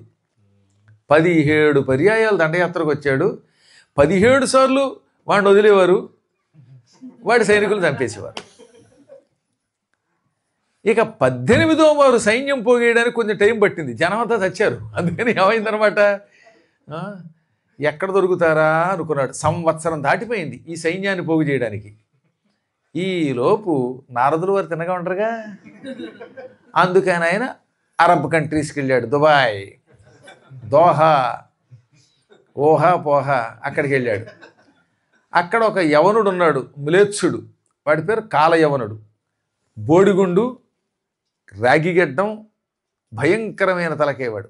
ఇప్పుడున్న తురకాళ్ళకి ఆరిజన్ వాడయ్యి ఉంటాడు బహుశా ఆ రోజుల్లో. ఆ ఎడారిలో బిడారు వేసుకున్న వాడి దగ్గరికి వెళ్ళాడు. కాలయవనుడు నారదుడు చూడగానే, ఏమి నారద ఇలా వచ్చావు స్వాగతం అనగానే, కాలయవనా నువ్వేం కనీసం వాట్సాప్లో కూడా చూడలేదా? అయినా దుబాయ్లో వాట్సాప్ కాల్ పనిచేదిగా, అందుకే ఇలా ఏడుస్తుంటావు నువ్వు. నాయన నీకు ఒక విషయం చెబుతున్నాను నేను, నీకెంతో ఆత్మీయ మిత్రుడు కంసుడు, ఆ కంసుడిని బలరామకృష్ణుడు అనేవాడు చంపేశారు. ఇక నీ మరో మిత్రుడు జరాసంధుడు 17 పర్యాయములు కృష్ణుడు బలరాముడి వల్ల సైనికుల్ని కోల్పోయి ఏడుస్తున్నాడు. ఎంతోమంది నీ ఆత్మీయులంతా పోయారు. మీ అక్కయ్య పూతన పోయింది. ఈ పూతన శూర్పణఖ యూట్యూబ్ ఛానల్ పెట్టుకుంటారు ఇప్పుడు కలియుగంలో వాళ్ళు, రోజు వాళ్ళని వీళ్ళని తిట్టుతారు. కాబట్టి నీకేం తెలియకుండా ఇక్కడ పడున్నావు అనగానే వీడికి మతిపోయింది. ఏమి నారదా, కుర్రాడా, ఇప్పటికి ఇంచుమించుగా 24 ఏళ్ళు వయస్సు ఉన్నవాడా, వాడి పేరు కృష్ణుడా, వాళ్ళ అన్నయ్యకి బలరాముడని పేరా, వాళ్ళు అంత వీరాధి వీరుల్ని కంసుడు లాంటి వాళ్ళని చంపడం ఏమిటి, జరాసంధుడిని ఓడించడం ఏమిటి, నేను నమ్మలేకపోతున్నాను. ఏది నీవు చెప్పిన ఆ వీరుడు ఎలా ఉంటాడో చెప్పు, వర్ణించు, దాన్ని బట్టి వాడి మీద యుద్ధానికి ఎడతానన్నాడు. ఏది ఇప్పటిదాకా అంతే వీడిని రెచ్చగొట్టి బాగా ఎక్కేసి అతని గురించి వర్ణించమనగానే భక్తుడైపోయాడు. అంటే నేను 2 చేతులు జోడించి, ఆయన నేను ఏమని వర్ణించగలను నాయన, ఆ మహాత్ముని నీ గురించి వర్ణించాలంటే వేదాల వల్ల కూడా కాదు, వీడి పోయే కాలం వచ్చి వీడి గంటాలు అక్కడికి, అందుకని వీడిని చంపడానికి తన వల్ల కాదు కనుక కృష్ణుడి చేతిలో వాడికి చావు రావాలి కనుక వాడిని గెంటుతూ ఏమంటాడనమాట, నీలజీమూత సన్నిభ శరీరమువాడు తామరసాభ నేత్రములవాడు శ్రీకర పీత కౌశేయ చేలమువాడు మకర కుండల దీప్తి మలయువాడు శ్రీవత్సలాంఛనాంచిత మహోరమువాడు కంఠ కౌస్తుభమణి పదకంబువాడు రాజా ఇంతెంత వాడనరానివాడు మెరసి ఏ దిక్కులందైన మెలగువాడు తెలిసి ఏ వేళలందైన తిరుగువాడు పట్టనేర్చిన గాని లోబడనివాడు. ఓ రాజా, ఆయన గురించి ఏం వర్ణించను. నల్లని మేఘంలా ఉంటాడు, శ్రీవత్సం అనే పుట్టుమచ్చ కలిగి ఉంటాడు, మెడలో కౌస్తుభమణి ఉంటుంది, మోకాళ్ళ దాకా వెళ్ళాడే చేతులు కలిగిన వాడు, చతుర్బాహుడు ఆజానుబాహుడు, చెవులకి మొసలి ఆకారంలో ఉన్న కుండలాలు ధరిస్తాడు, నడుముకి వడ్డాణం ధరిస్తాడు, కంకణాలు ధరిస్తాడు, ఆపాదమస్తకం సువర్ణాభరణాలు ధరిస్తాడు, గిరదాలు దుట్టువాడు, కిరీటం ధరించాడు, నెవలిపించి ఉంటుంది.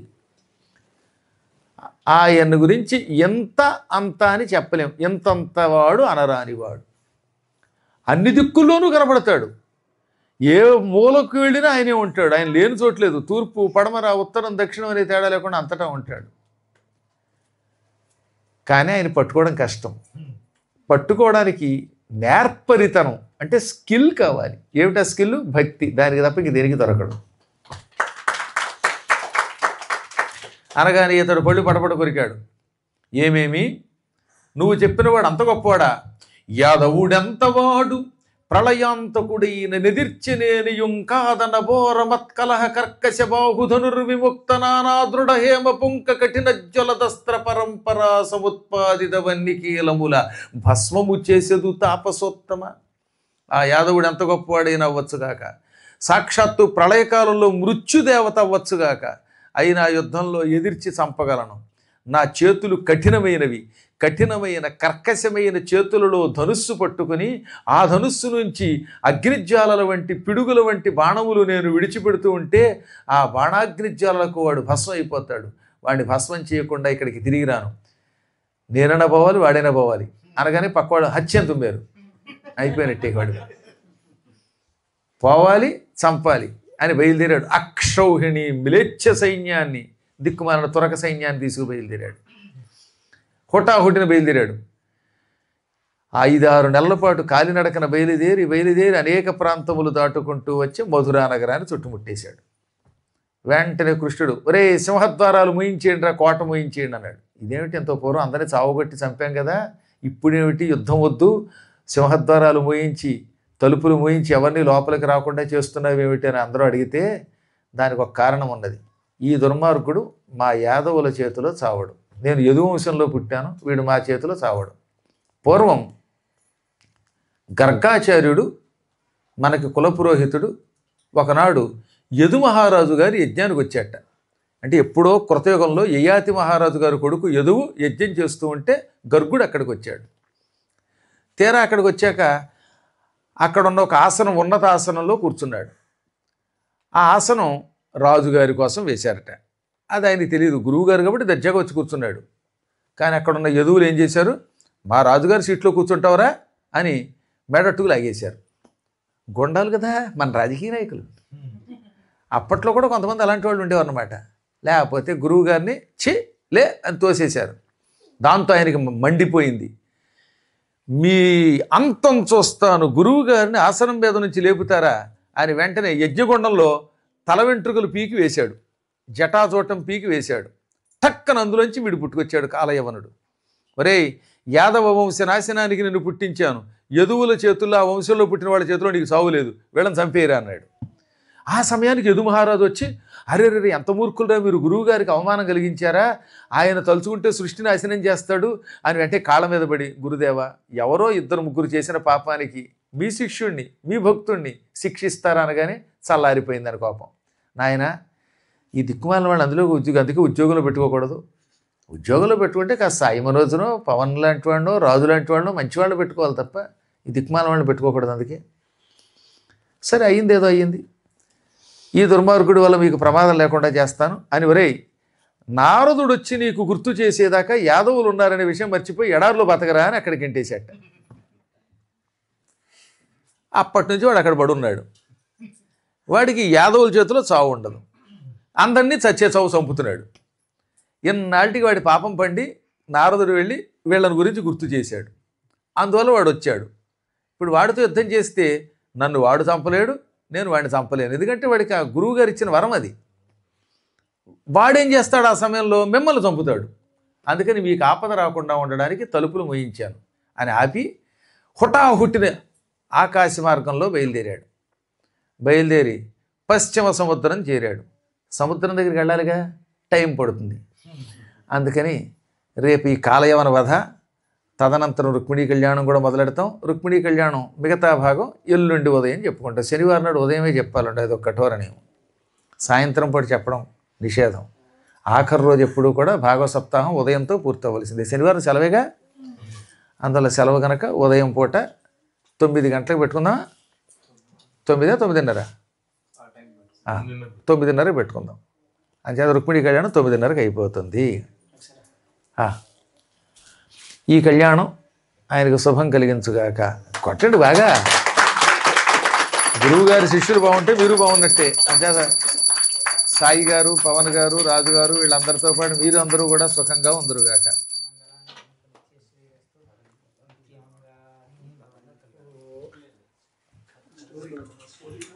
నిన్ను నెరనమ్మిదిరా, నిన్ను నెరనమ్మిదిరా మోహన కృష్ణ, నిన్ను నెరనమ్మిదిరా దేవా ప్రేమావతారా,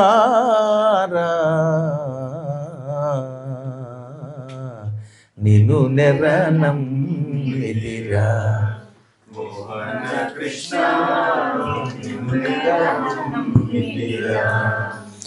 కాళియనాగుని గర్వము నణచి తాండవమాడిన యదుబాలా, కాళియనాగుని గర్వము నణచి తాండవమాడిన యదుబాలా, గోవర్ధనగిరి గోటిని నిలిపి, గోవర్ధనగిరి గోటిని నిలిపి గోవులగాచిన గోపాల,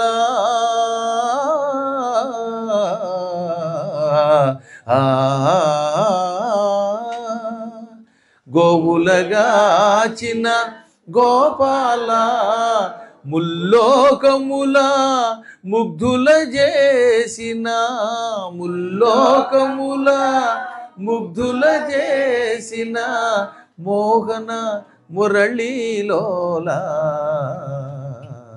నిన్ను నెరనమ్మిదిరా మోహన కృష్ణ, దేవా ప్రేమావతారా,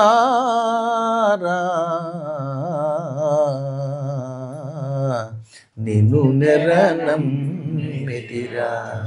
మోహన కృష్ణ, నీ పద చింతన మీరిన మంత్రము, నీ పద చింతన మీరిన మంత్రము, నీ పద సేవకు మించిన పూజ,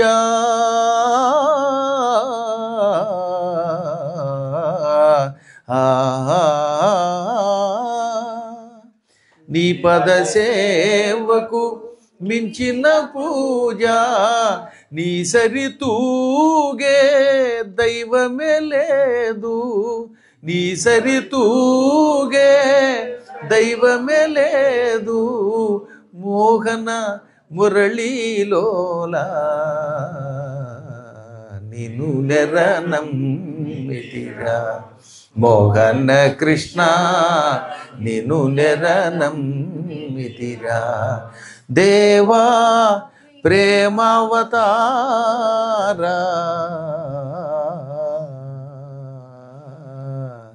నిను నెరనమ్మితిరా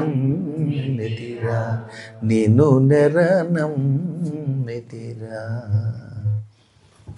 గోవింద గోవింద